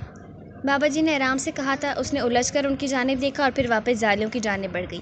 پاگل ہے، سمجھتی نہیں ہے کہ سب کچھ جیت گئی ہے، وہ بس آنے ہی والا ہے، بابا جی نے آرام سے منہ میں کہا اور پھر سر جھٹک کر چل دیے تھے۔ وہ اپنی کرسی سے اٹھ گیا، جب تک ذکوان بھی گاڑی لاک کر کے سیدھا اسی کی جانب آ رہا تھا۔ وہ درار کے سامنے آ کھڑا ہوا۔ آج ایک بار پھر دونوں حریف آمنے سامنے تھے، شاید زندگی میں آخری بار حریف کی حیثیت سے وہ آمنے سامنے تھے۔ آپ کیا لینے آئے تو یہاں؟ چھین تو لیا اسے مجھ سے، اب کیا میری ہار کا تماشا دیکھنے آیا ہے؟ درار نے اسے گریبان سے تھاما، لیکن ذکوان نے اپنا گریبان آج نہیں چھڑوایا تھا۔ آج اس نے ایک لفظ بھی نہیں کہا تھا، جس پر درار قدرے حیران ہوا تھا۔ جوابی وار کرنے والا آج بغیر وار کیے کھڑا تھا۔ بیٹھ، تجھ سے بات کرنی ہے۔ ذکوان نے کرسی کی جانب اشارہ کیا تھا۔ درار نے الجھ کر اس کی جانب دیکھا۔ مجھے تیری کوئی بات نہیں سننی، اس نے حتمی لہجے میں کہا تھا، اور آج میں بغیر بات پوری کیے جاؤں گا نہیں۔ ساری زندگی تجھ سے دشمنی نبھائی ہے، آج پہلی دفعہ دوستی نبھانے کے بارے میں سوچا ہے، تو مجھے اپنی سوچ پوری کرنے دے، بیٹھ جا۔ اس نے کندھوں سے تھام کر لکڑی کی کرسی پر بٹھایا اور خود بھی کرسی سنبھال لی۔ درار منتظر نگاہوں سے ذکوان کی جانب دیکھ رہا تھا۔ تجھے پتہ ہے تو کتنا خوش قسمت انسان ہے؟ ذکوان نے اس سے سوال کیا، جس پر درار نے نفی میں سر ہلایا۔ ذکوان دلکشی سے مسکرایا تھا۔ درار کو اس کی مسکراہٹ سلجھا گئی، مگر وہ خاموش رہا۔ تو وہ خوش قسمت انسان ہے جس کے وجود سے مہکتی ہوئی چادر کے صدقے بی بی اس گناہگار شخص کو اتنی آسانی سے معاف کر رہی تھی، جیسے اس کی وجہ سے بی بی کی عزت نہیں بلکہ کوئی معمولی سی چیز جا رہی ہو۔ درار کچھ اور الجھا تھا۔ جس دن تو نے مجھے بیوی کے ساتھ کھڑے دیکھا نا، اس دن میں نے بھی تجھے وہاں کھڑے دیکھ لیا تھا، لیکن میں اطمینان سے کھڑا رہا کیونکہ میں دیکھنا چاہتا تھا تو اس عورت کا عشق ڈیزرو بھی کرتا ہے کہ نہیں۔ عشق؟ درار نے آنکھیں سکیڑ کر پوچھا تھا۔ ہاں عشق۔ درار تجھے کبھی پتہ نہیں چلا کہ وہ عورت 15 سال سے تیرے عشق میں مبتلا ہے؟ اس کا تجھ سے اتنا گہرا اور اتنا پاک عشق تھا کہ اللہ نے اسے اپنے صابر بندوں میں شامل کر لیا ہے۔ اسے تیرے ظاہری وجود سے نہ تو کوئی لگاؤ تھا اور نہ ہی ہے، وہ تو صرف تیرا باطن چاہتی تھی، لیکن تو نے کیا کیا اس کے ساتھ؟ ایک اور بات، میں اس کے لیے رشتہ حویری اس لیے نہیں لے کر آیا تھا کہ میں محبت کرتا تھا، بس وہ مجھے اچھی لگی تھی، وہ بے حد خوبصورت ہے، صرف ایک جھلک دیکھی تھی میں نے اس کی، وہ بھی دور سے اس کی چادر اڑی اس کے منہ سے ہٹ گئی تھی، صرف ایک لمحہ جب میں اس کی خوبصورتی سے مرعوب ہوا تھا، لیکن اس میں اس کا قصور کہیں بھی نہیں تھا۔ درار سن بیٹھا تھا، اسے ایسا لگ رہا تھا جیسے کوئی سانپ ڈنگ مار رہا ہو، جیسے جسم سے خون نکلے گا ہی نہیں اگر اس کو کاٹ بھی ڈالو تو۔ اور وہ جو میں نے اس دن تم دونوں کو ساتھ کھڑے دیکھا تھا، وہ اسے اپنی آواز کی گہری کھائی سے آتی ہوئی محسوس ہو رہی تھی۔ تو خود کو لندن میں پلنے اور رہنے والا لبرل مرد کہتا ہے، نہ تو دو اجنبی لوگوں کے ساتھ کھڑے ہونے سے تو نے یہ کیسے خز کر لیا کہ ان کے درمیان کوئی غلط تعلق ہے؟ درار سنان خان، جس عورت کے اوپر تو الزام لگا رہا ہے نا، وہ تیرے عشق کی گہرائیوں میں اتنی اتر چکی ہے کہ اب وہاں آگے موت ہی کھڑی ہے۔ دعا کر وہ تجھے اس غلطی کے لیے معاف کر دے، کیونکہ اب کی بار چوٹ تو نے اس کے کردار پر لگائی ہے۔ وہ کہہ کر وہاں سے اٹھ کھڑا ہوا، مڑ کر جانے ہی لگا تھا، تھوڑی دور ہی گیا تھا جب درار نے پیچھے سے آواز لگائی۔ درار تیزی سے قدم بڑھاتا اس کی جانب آیا اور پھر اس نے ذکوان کو گلے لگایا تھا۔ ذکوان حیران رہ گیا، جو دو جانی دشمن آج گلے لگے ہوئے تھے۔ تھینک یو، تو نے میرے دل سے بوجھ ہلکا کر دیا، ایک ایسا بوجھ جس کی پھانس مجھے اندر ہی اندر مار رہی تھی۔ جا ڈھونڈ انہیں اس سے پہلے کہ بہت دیر ہو جائے، اور ابھی تو نے اظہار بھی کرنا ہے۔ اس نے مسکرا کر اسے ایک طرف دیکھ کر آنکھ ماری اور اپنی لینڈ کروزر کی جانب بڑھ گیا۔ درار بر اسے دیکھ کر ہی رہ گیا تھا۔ بعض اوقات انسان غلط نہیں ہوتا، حالات اسے غلطیاں کرواتے ہیں، اور یہی ذکوان کے ساتھ بھی ہوا تھا، کم از کم درار تو ایسا ہی سمجھ رہا تھا۔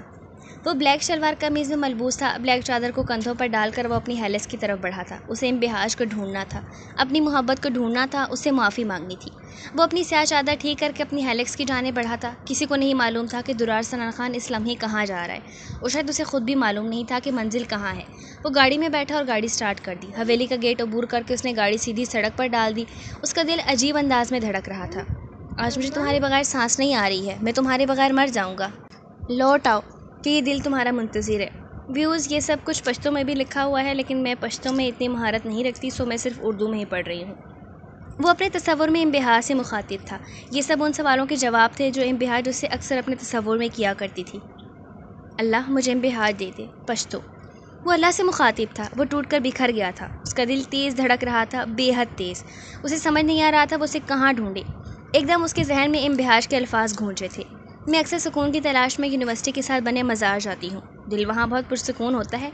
وہ نہیں جانتا تھا کیوں، مگر اس نے گاڑی مزار کی طرف ڈال دی تھی۔ وہ دعا مانگ کر باہر نکلی جب ایک نوجوان اس کی طرف آیا اور اس سے مخاطب ہوا، آپ یہ نیاز بانٹ دیں، آج جمعرات ہے نا، تو بہت سے بھوکے فقیر آتے ہیں جن کی بھوک اس در سے مٹتی ہے۔ میں خود کو اس قابل نہیں سمجھتا کہ یہ نیک کام کر سکوں، پتہ نہیں میں آپ کو کیوں کہہ رہا ہے، مگر آپ کی بہت مہربانی ہوگی۔ اس نے کہہ کر سامنے پڑے ہوئے دیگچے کی طرف اشارہ کیا۔ امبہاج نے ایک نظر اسے اور پھر دیگچے پر ڈالی اور اس کے ساتھ ہی چل پڑی۔ بابا جی اسے دور سے دیکھ کر مسکرائے تھے، جھلی ہے بالکل، اس کے کام بھی نہیں سمجھتی، حق ہو۔ وہ کہہ کر پھر ایک طرف کو چل دیے۔ آج اس سے عشق نے مجھے کس دہلیز پر لا کھڑا کیا ہے، وہ جو مانتا نہیں تھا میں دل سے، اسی پر میری قسمت نے اکتفا کیا ہے۔ جنون میرا یوں تو حدوں کو پہنچ گیا، تیرے عشق نے مجھ پر ایسا وار کیا ہے۔ سکون قلب تو اب بہت مشکل ہے، مگر تیری چاہ نے مجھے برباد کیا ہے۔ اب تو کہہ دو کہ محبت ہے مجھ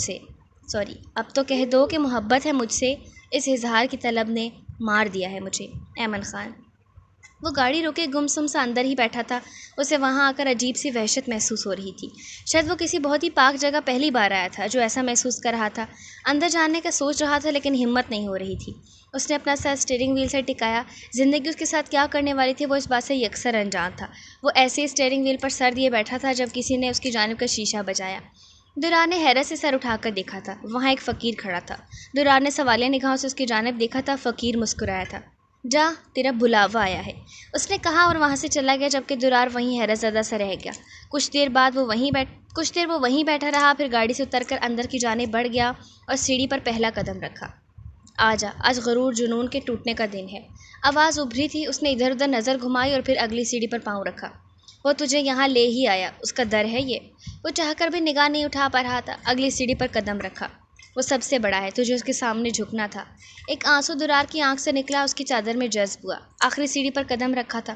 ملن کا دن ہے، بے شک ہر مشکل کے بعد آسانی ہے، عاجزی اختیار کر۔ درار نے مزار کے احاطے میں قدم رکھا۔ جیسے ہی قدم رکھا، اسے اپنے ارد گرد کی آوازیں ابھرتی ہوئی محسوس ہو رہی تھیں۔ ساری آوازیں آپس میں گڈ مڈ ہو گئی تھیں۔ آ گیا تو؟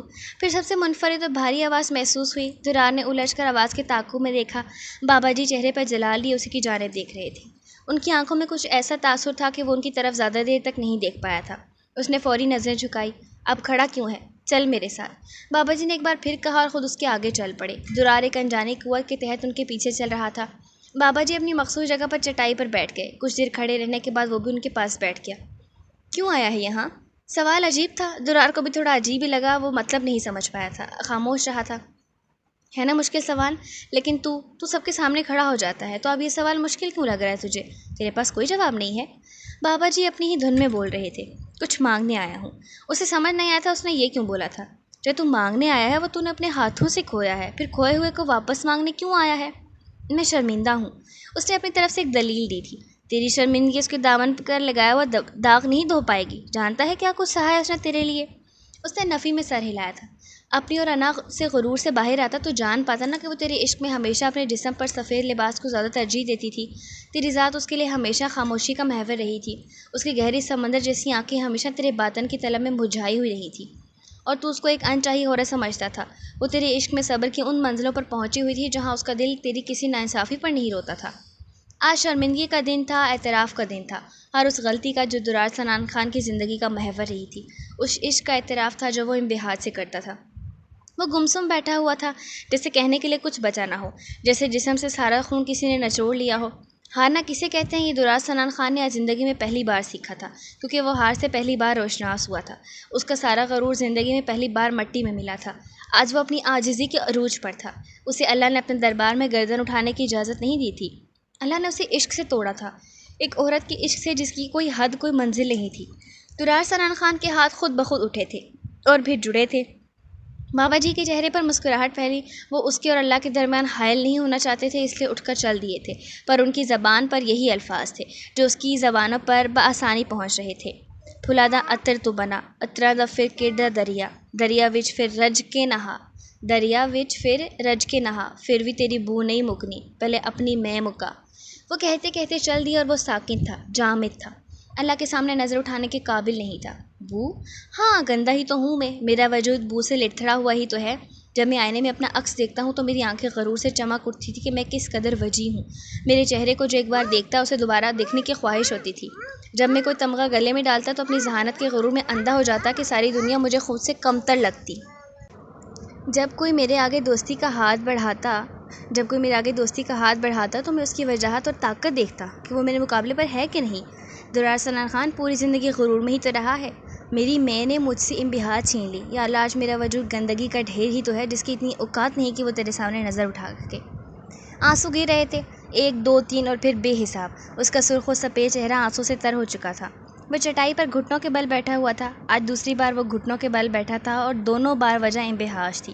پہلی بار وہ اپنی عزت کے بچ جانے پر بیٹھا تھا، اور دوسری بار اس کے وجود کی کمی نے اس کے گناہ یاد دلا کر اللہ کے حضور گھٹنوں پر بٹھایا تھا۔ ساری میں آج ختم ہو گئی تھی، سارا غرور مٹی میں مل گیا تھا۔ درار سنان خان بھی مٹی کا ڈھیر بن گیا تھا۔ اس نے جڑے ہوئے ہاتھ کھول پر منہ پر پھیرے، شاید دل میں جو مانگا وہ مراد اللہ نے پوری کر دی تھی۔ اس نے لڑکھڑاتے قدم چٹائی سے اٹھائے، چہرہ اب بھی بھیگا ہوا تھا، کتھئی آنکھیں سرخ تھیں۔ اس نے چادر کھول کر دوبارہ شانوں پر درست کی تھی۔ اس کی سیاہ لینڈ کروزر زکوان ہاؤس کے اندر داخل ہوئی۔ آج خلاف توقع میسا اس کا باہر انتظار کر رہی تھی۔ انبہاج کے آنے کے بعد سے میسا اتنی پریشان تھی کہ کچھ سوچ ہی نہیں پا رہی تھی۔ زندگی میں پہلی بار اسے لگا تھا کہ اس کے لالا غلط ہیں، کیونکہ انبہاج کے بے پناہ صبر کے گواہوں میں اس کا بھی شمار ہوتا تھا۔ اس نے دوبارہ حویلی فون ملایا تھا۔ حسب توقع فون پر درخت نہیں تھی۔ اس دفعہ میسا نے انتصارہ سے بات کی تھی۔ کیسی ہو؟ میسا نے پوچھا، جس پر انتصارہ نے گہرا سانس بھرا تھا۔ ٹھیک ہوں، تم کیسی ہو؟ میں تو ٹھیک ہوں، لیکن بی بی حویلی پہنچی کہ نہیں؟ میسا نے انتصارہ کو چونکایا تھا۔ کیا مطلب، تم ملی ہو بی بی سے؟ وہ تمہارے پاس آئی تھی کیا؟ انتصارہ کے سوالات شروع ہو چکے تھے، جس پر میسا نے اسے اپنی اور انبہاج کی ہونے والی گفتگو سنائی، جس پر انتصارہ نے سچ کی مہر لگا دی۔ تب سے میسا پریشان تھی۔ اسے بے حد غصہ تھا درار پر کہ وہ ایسا کیسے کر سکتا تھا، اور پھر یہی باتیں اپنا غصہ بھول کر اس نے زکوان سے کہی تھی، جس پر زکوان نے حیرت انگیز طور پر کسی رد عمل کا اظہار نہیں کیا، اور اسی بات نے میسا کو سوچنے پر مجبور کیا کہ وہ درار کے لیے ابھی بھی اپنے دل میں نفرت رکھتا ہے۔ وہ ایک دم خاموش ہو گئی، اور آج شام سے زکوان بغیر بتائے غائب تھا اور گھر واپس اب آیا تھا۔ میسا بے چینی سے اس کا انتظار کر رہی تھی۔ کہاں تھے آپ؟ اس نے بے چینی سے اس کا بازو تھام کر پوچھا، جس پر زکوان نے نرمی سے اس کا بازو تھاما تھا۔ ایک آخری ادھورا اور بگڑا ہوا کام پورا کرنے گیا تھا، اس نے ہلکی سی مسکراہٹ کے ساتھ کہا تھا۔ کیا مطلب؟ میسا نے الجھ کر پوچھا۔ وہ اب اسے لے کر ہی آئے گا، اسے اس کا عشق سفر کی طرف لے کر چل دیا ہے اور درار سنان خان منزل ملنے سے پہلے واپس نہیں آئے گا۔ مجھے ساری زندگی خواہش تھی کہ وہ ٹوٹ کر بکھر جائے، اور آج اسے اپنی آنکھوں سے ٹوٹ کر بکھرا ہوا دیکھ کر آیا ہوں تو نہ جانے کیوں مجھے اچھا نہیں لگ رہا تھا۔ وہ ایک ٹرانس کی سی کیفیت میں کہہ رہا تھا۔ میں آپ کی کسی بات کو سمجھ نہیں پائی، جلدی سمجھ پاؤ گی۔ ابھی اپنے اس ننھے سے دماغ پہ زیادہ بوجھ مت ڈالو، چل اندر چلتے ہیں، تم تھک جاؤ گی۔ ایسے بالکل اپنا خیال نہیں رکھتی تم۔ اس نے اس کے شانے پر بازو پھیلایا اور اسے لے کر اندر کی جانب چل دیا۔ میسا اور ذکوان کی زندگی میں سکون پھر سے واپس آ گیا تھا۔ زندگی انہی حسین راستوں پر نکل پڑی تھی جہاں پر حسین مناظر ان کے منتظر تھے۔ اس کے قدم آگے بڑھ رہے تھے۔ ایک قدم ابھی اس نے چٹائی کے نیچے اتارا ہی تھا جب انبہاج کا دل زور سے دھڑکا تھا۔ وہ آخری فقیر کے پلیٹ میں کھانا ڈال رہی تھی۔ فقیر غور سے اس کی آنکھوں کی جانب دیکھ رہا تھا۔ انبہاج کو اس کا دیکھنا عجیب محسوس ہو رہا تھا۔ ہا ہا ہا، جیت گئی تو جیت گئی تو اس کی رضا، فقیر بے ہنگم کہہ کے لگا رہا تھا۔ انبہاج کو اس کے وجود سے وحشت محسوس ہو رہی تھی۔ وہ جلدی سے اس کی پلیٹ میں کھانا ڈال کر پلٹی۔ درار نے ایک اور قدم آگے بڑھایا تھا۔ انبہاج کی دھڑکن میں اور تیزی آئی، دل تھر تھر کر رہا تھا۔ اسے ایسا محسوس ہو رہا تھا ابھی باہر آ جائے گا۔ درار برآمدے سے مزار کی جالیوں کی جانب بڑھ رہا تھا۔ انبہاج نہاز خانے سے باہر جالیوں کی جانب بڑھ رہی تھی۔ لوگ سمجھتے ہیں عشق میں خدا نہیں ملتا، ایک وہی تو ملتا ہے جب کوئی دوسرا نہیں ملتا۔ ایک کے بعد ایک قدم اٹھ رہے تھے۔ ایک قدم درار اٹھا رہا تھا تو دوسرا قدم انبہاج اٹھا رہی تھی۔ ایک کے اٹھتے ہوئے قدم پر دونوں کے دل دھڑک رہے تھے۔ آج اس جگہ پر اللہ نے دونوں کی کیفیات سنی تھی۔ عشق اور محبت دونوں دور کھڑے مسکرا رہے تھے۔ فاصلہ لمحوں کا تھا لیکن قدم صدیوں کی مسافت طے کر رہے تھے۔ اس نے جو ہی اسے آتے پھینکا تھا، انبہاج ایک قدم وہیں ٹھہری تھی۔ اس کے قدم لڑکھڑائے تھے۔ سہارا لینے کے لیے اس نے پاس لگی لوہے کی جالیاں تھامیں لیکن وہ بہت نوکیلی تھیں۔ اس کے ہاتھ سے خون بہنا شروع ہو چکا تھا لیکن وہ یک ٹک کھڑی، اسے ذرا برابر بھی تکلیف احساس نہیں ہو رہا تھا۔ ہوتا بھی کیسے؟ سامنے وہ کھڑا تھا جسے دیکھنے کی طلب بڑھتی جا رہی تھی۔ وہ اپنی آنکھیں سیراب کر رہی تھی اور جو ہی درار نے نظریں اٹھائیں جیسے اس کا وقت وہیں رک گیا۔ سامنے گہری سمندری آنکھیں تھیں، سیاہ چادر کے گرد لپٹا اس کا پاکیزہ وجود تھا۔ آج درار سنان خان گواہی دے رہا تھا کہ انبہاج درار سنان خان سے زیادہ پاکیزہ اور معصوم وجود کوئی بھی نہیں ہے، پر افسوس تو یہی تھا نا کہ اسے یہ گواہی دینے کے لیے دوسروں کی ضرورت پڑی تھی۔ لیکن نہیں، اس کا تو اپنا دل بھی اسے کچوکے لگا رہا تھا۔ سب کام جھوٹی انا نے کروایا تھا، وہ انا جس کا وجود اب بیچ میں کہیں بھی نہیں رہا تھا، اور انبہاج کو زخم نئے سرے سے لگا تھا، وہ زخم جس کی تکلیف اسے ایک سوئی برابر بھی نہیں ہوئی تھی۔ سر میں ایک بار پھر ٹیس اٹھی، پہلے ہلکی اور پھر ایک دم تیز۔ منظر دھندلانے لگا تھا، آنکھیں بند ہو رہی تھیں۔ وہ اپنی آنکھیں کھولنے کی کوشش کر رہی تھی، آنکھیں بند ہو گئی تو وہ غائب ہو جائے گا، وہ جانتی تھی، لیکن اس کے ہوش گم ہو رہے تھے۔ سامنے یار ہو اور ہوش تیرے گم نہیں، یار وہ یار نہیں، یا پھر تو عاشق نہیں۔ عورت شاید بچھڑے تو سنبھل جاتی ہے لیکن مرد جہاں بچھڑتا ہے وہیں بکھر جاتا ہے۔ درار سنان خان بھی بکھر گیا تھا۔ انبہاج اس کی آنکھوں کے سامنے لڑکھڑائی اور پھر زمین پر گری۔ شاید آخری بار وہ ہوش سے بیگانہ ہوئی تھی۔ درار منظر بدلنے سے ہوش کی دنیا میں واپس آیا اور کچھ ہی دیر بعد بے یقینی سے گری ہوئی انبہاج کو دیکھ رہا تھا، جیسے اسے یقین نہ آ رہا ہو کہ کچھ دیر پہلے والی آنکھیں اس کے چہرے سے ہٹ چکی ہیں۔ لوگ اس کے ارد گرد جمع ہو رہے تھے، کچھ ہاتھ اسے اٹھانے کی جانب بڑھ رہے تھے۔ سامنے دیکھتے ہوئے وہ کیسے برداشت کرتا کہ اس کی انبہاج کو کوئی اور ہاتھ لگائے۔ وہ تیزی سے آگے بڑھا اور اس نے ان لوگوں کے ہاتھوں کو پیچھے ہٹایا تھا۔ "No one touch her, she's only mine" اس نے چیخ کر کہا تھا، اور پھر انبہاج کے ہاتھ پر اس کی نظر گئی تھی جو خون سے بھر چکا تھا۔ چہرہ ابھی بھی چادر سے ڈھکا ہوا تھا جس کے کونے پر انبہاج کے ہاتھ کی گرفت مضبوط تھی۔ ہوش میں نہ رہ کر بھی وہ اپنے چہرے کی حفاظت کر رہی تھی۔ درار نے اسے جلدی سے اپنے بازو میں اٹھایا تھا، اس کا خون آلود بازو ڈھیلا پڑ رہا تھا اور ساتھ میں درار کی سانسیں بھی۔ وہ بھاگ رہا تھا۔ مزار کی سیڑھیاں اس نے انبہاج کے وجود کے ساتھ تیزی سے عبور کی تھیں۔ آیا وہ تنہا تھا، جا اسے ساتھ لے کر رہا تھا۔ اس نے توبہ کی، معافی نے اسے وہی ثمر دے دیا، اس کی طلب وہیں پوری کر دی۔ پیچھے آتے لوگوں نے اس کی گاڑی کا پچھلا دروازہ کھولا، اس نے انبہاج کو پچھلی سیٹ پر لٹایا اور خود ڈرائیونگ سیٹ سنبھال لی۔ وہ ہیلکس ایسے چلا رہا تھا جیسے موت کے کنویں میں موٹر سائیکل چلاتے ہیں، بے پرواہ سپیڈ۔ اس کے دل کی دھڑکنیں ڈوب کر ابھر رہی تھیں، آنکھوں کے آگے بار بار دھندلاہٹ آ رہی تھی، پلکیں زور زور سے جھپک کر آنسو اپنے اندر اتار رہا تھا۔ گاڑی اس نے جھٹکے سے ہاسپٹل کے باہر روکی۔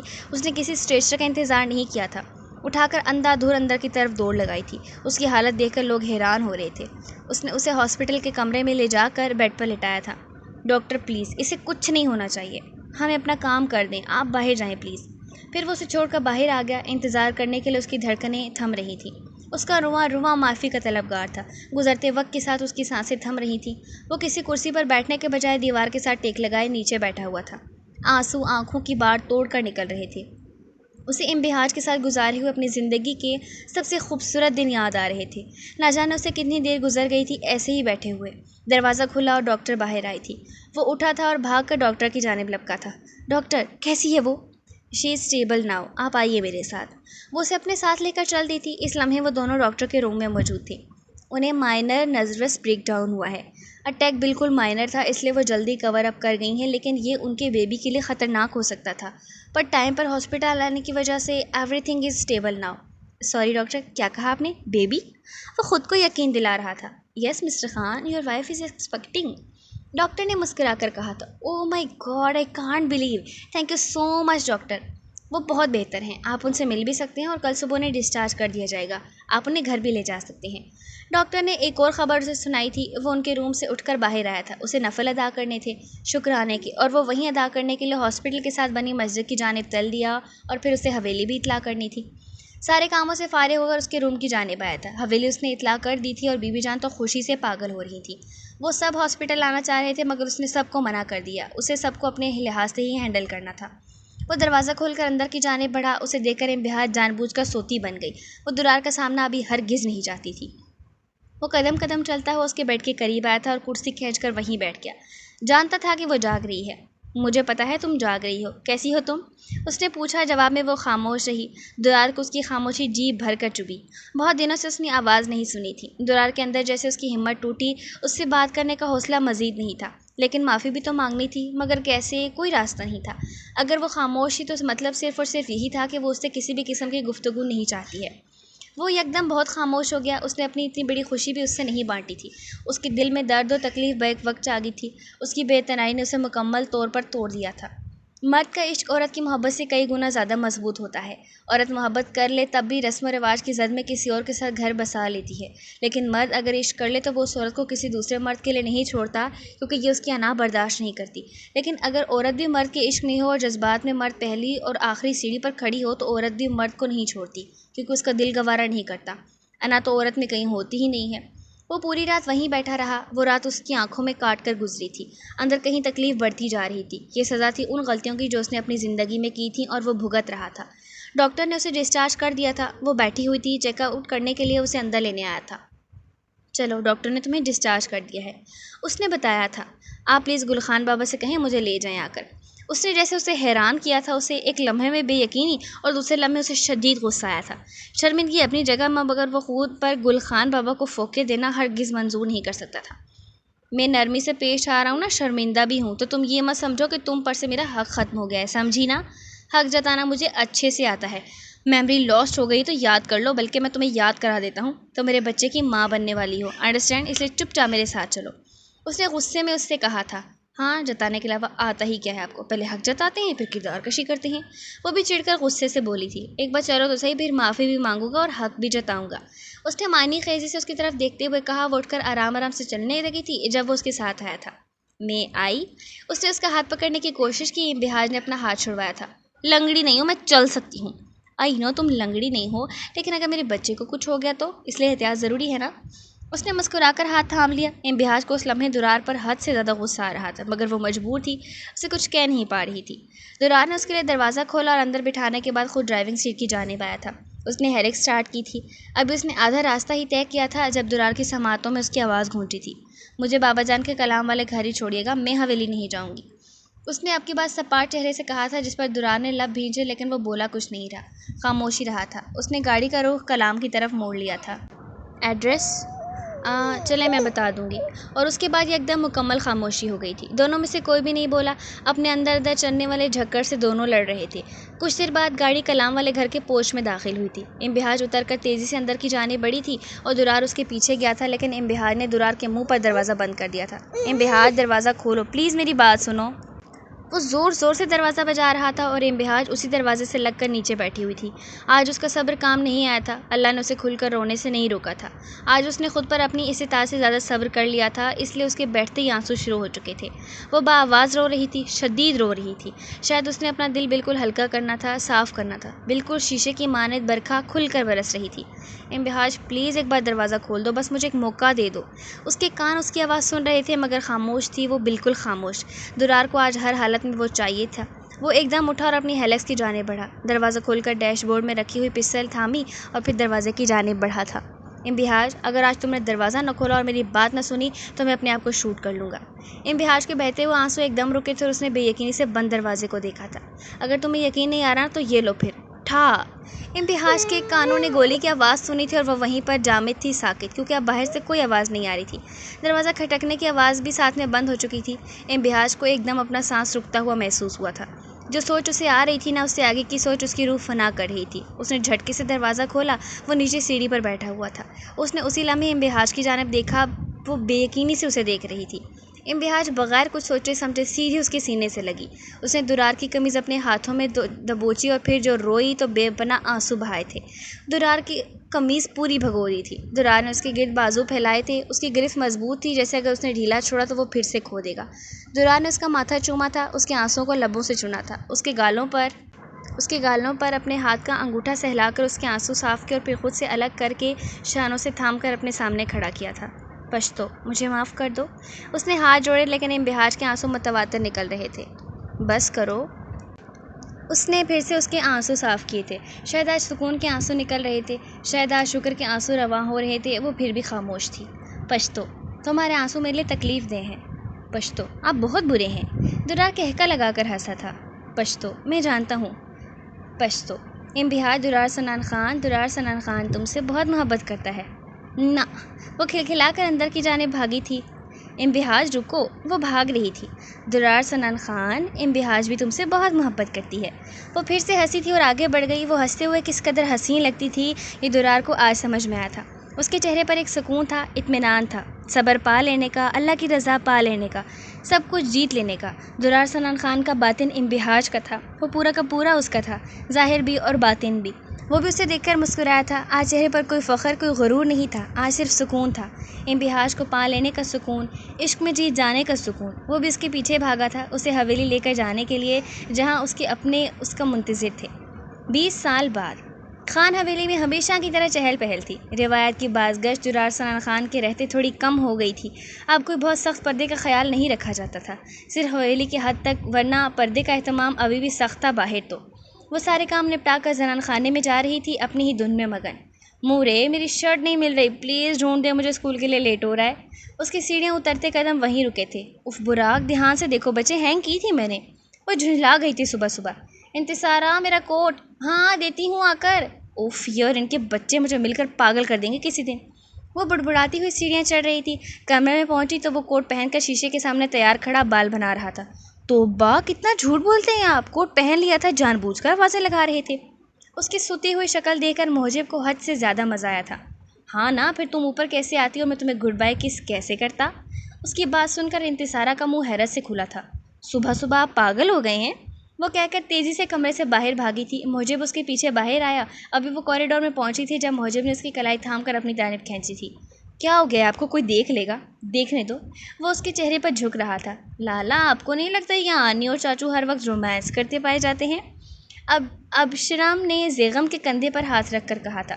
محجب اور انتصارہ نے چونک کر ان دونوں کو دیکھا جو انہیں دیکھ کر مسکرا رہے تھے۔ ابشرم، ہم پر تم بڑی نظر رکھتے ہو۔ اپنی اور مورے اور بابا کے بارے میں کیا خیال ہے، جن کا رومانس کبھی بھی ختم نہیں ہوتا؟ اور یہ بائی دا وے، تم دونوں آج حویلی میں کیوں نظر آ رہے ہو؟ زیغم، تم یونیورسٹی اور ابشرم تم کالج کیوں نہیں گئی؟ بیوی تو جا چکی ہے نا؟ جی چاچو، آج میری چھٹی تھی اور لالا کی چھٹی میں نے کرا دی، ورنہ میں بور ہو جاتی نا حویلی میں۔ زیغم، تم میری بیٹی کو بگاڑ دو گے۔ درار ابھی مردان خانے سے اوپر آیا تو ان کی گفتگو کانوں میں پڑی تھی۔ وہ ابھی بھی ویسا ہی دکھتا تھا، وجیح، خوبصورت، بھورے بالوں میں بالکل ہلکی سی سفیدی نہ ہونے کے برابر۔ وہ فٹ تھا ہمیشہ کی طرح۔ ارے نہیں چاچو، یہ تو میری بہت پیاری بہن ہے، اس کے لیے تو کچھ بھی۔ اچھا زیغم، بابا آفس چلے گئے ہیں تمہارے؟ جی چاچو، ابھی نکلے ہیں۔ اوکے، میں بس نکلتا ہوں، لیکن انبہاج کی کال آ گئی تھی کہ وہ فری ہو گئی ہے، کیونکہ آج اس کی کوئی کلاس نہیں تھی، تو ڈرائیور بھیج دو، مگر میں خود لے کر آتا ہوں اسے۔ بابا جان، میں بھی آپ کے ساتھ چلتی ہوں۔ اوکے بچے، آ جاؤ۔ وہ گاڑی ڈرائیو کر رہا تھا۔ ابشرم خاموش بیٹھی ہوئی تھی، وہ درار کو کچھ الجھی ہوئی لگی تھی۔ ابشرم، بچے کیا بات ہے، اتنے خاموش کیوں ہے میرا بچہ؟ وہ بابا جان، اصل میں نا مجھے آپ سے ایک ضروری بات کرنی تھی۔ وہ انگلیاں مروڑتے ہوئے اس سے کہہ رہی تھی۔ ہاں بولو بچے، کیا کہنا چاہتا ہے؟ درار نے گاڑی سائڈ پر روک کر سنجیدگی سے اس کی جانب دیکھا تھا۔ دراصل میں بابا جان، بہزین مجھ سے شادی کرنا چاہتے ہیں۔ بہزین کون؟ اپنا بہزین ذکوان خان؟ درار نے حیرت سے پوچھا تھا۔ جی۔ درار نے گہرا سانس بھرا تھا۔ اور میرا بچہ کیا چاہتا ہے؟ اس نے نرمی سے کہا تھا۔ میں بھی۔ Then fine Behzeen to send Zakwan and Maisa to حویلی۔ ریلی بابا جان، آپ کو برا نہیں لگے گا؟ اس نے حیرت اور خوشی کے ملے جلے جذبات سے پوچھا تھا۔ نہیں، بالکل بھی نہیں، میں کبھی بھی نہیں چاہتا کہ میں تم پر اپنی مرضی امپوز کروں، اور نہ ہی تمہارے مورے ایسا چاہتی تھی۔ جب تم پیدا ہوئی تھی تمہارے دارجین نے بہزین کے ساتھ ہی تمہارا رشتہ طے کرنے کو کہا، مگر میں نے یہ کہہ کر منع کر دیا کہ میں اپنی بیٹی کو کسی اذیت میں نہیں ڈالوں گا۔ آئی لو یو بابا جان۔ لو یو ٹو بابا کی جان۔ وہ دونوں امبہاج کی یونیورسٹی کے سامنے تھے جہاں وہ پڑھاتی تھی۔ حویلی کی لڑکیاں باہر نکلتی ضرورت کے تحت۔ امبہاج پڑھانا چاہتی تھی، درار نے اسے بخوشی اجازت دی تھی۔ کچھ دیر میں امبہاج باہر نکلی تھی۔ وہ آج بھی سیاہ چادر میں تھی، سنہرے بال بھی ویسے ہی تھے، کوئی بال سفید تھا بس۔ درار نے اسے مسکرا کر دیکھا، اس کی بھی گہری سمندری آنکھیں مسکرائی تھیں۔ ابشرم کی آنکھیں بھی بالکل امبہاج جیسی تھیں۔ چلیں؟ جی۔ وہ فرنٹ سیٹ پر بیٹھنے لگی جب سامنے سے بہزین زکوان خان آتا دکھائی دیا۔ اس نے بھی ان دونوں کو دیکھ لیا تھا، اس لیے سیدھا ان کے پاس آیا۔ زکوان شیر خان کی اولاد اس کی کاپی تھا۔ گرے آنکھیں، مغرور ناک، انابی ہونٹ، ڈارک براؤن بال، ہلکی بڑی ہوئی ڈارک براؤن داڑھی، بہت وجیح تھا۔ لاکھوں لڑکیوں کا مرکز نظر، مگر وہ خود صرف ابشرم درار سنان خان کا تھا۔ اس نے ایک نظر ابشرم کو دیکھا اور پھر درار کو سلام کیا۔ مامو جان کیسے ہیں آپ؟ فٹ بچے، تم بتاؤ بی بی جان کیسی ہیں تمہاری؟ ٹھیک ہیں وہ بھی۔ پھر وہ تینوں حویلی کے لیے نکل پڑے تھے۔ 2 دن بعد زکوان رضوہ بیگم، شیر خان، میسا، بہزین اور ابر کے ساتھ حویلی میں موجود تھا۔ زکوان کے 2 بچے تھے، بہزین اور ابر۔ درار کی ایک بیٹی ابشرم، انتصارہ اور محجب کے 2 بچے براق اور انیش، اور ادھام کا بھی ایک بیٹا تھا زیغم، اور 2 بیٹیاں، اور یمامہ اور سبی کے بھی 2 بچے تھے۔ سب اپنے اپنے بچوں کے ساتھ پرسکین زندگی گزار رہے تھے۔ دارجی کا انتقال 7 سال پہلے ہوا تھا اور 5 سال قبل بی جان بھی چل بسی تھیں۔ درار نے سردار بننے کے لیے سنان اشمل خان سے کہا تھا، مگر وہ نہیں بانے تھے۔ اب سب وہاں موجود تھے۔ بہزین اور ابشرم کی منگنی کی رسم ادا کی گئی تھی۔ کوئی بھی روایت کا قیدی نہیں رہا تھا، زندگی سکون میں تھی۔ سب کی فرسودہ روایت نے جتنی تباہی کرنی تھی کر لی تھی۔ محجب کو ہوش اس کے کچھ عرصے بعد ہی آ گیا تھا، پھر خوب دھوم دھام سے حویلی میں ان کی شادی کی گئی تھی۔ سب سکون میں تھے۔ آج ازلی دشمن سمدھی بن گئے تھے، پر پچھلے 20 سال سے وہ دوست ہی تھے۔ سب کے کہہ کے خان حویلی کے در و دیوار میں گھونج رہے تھے۔ درار کے غرور کے جگون نے اسے امبہاج کے عشق کی راہ دکھائی تھی، اور اس کے جنون نے ہی روایت کی زنجیروں سے سب کے رشتوں کو آزاد کروایا تھا، اور امبہاج کے صبر نے اس کا عشق جیت لیا تھا۔ وہ عشق میں ہاری نہیں تھی، وہ تو ہمیشہ سے جیتی ہوئی تھی۔ آگے حسین زندگی ان سب کا منتظر تھی۔ خدا ہی پمدے۔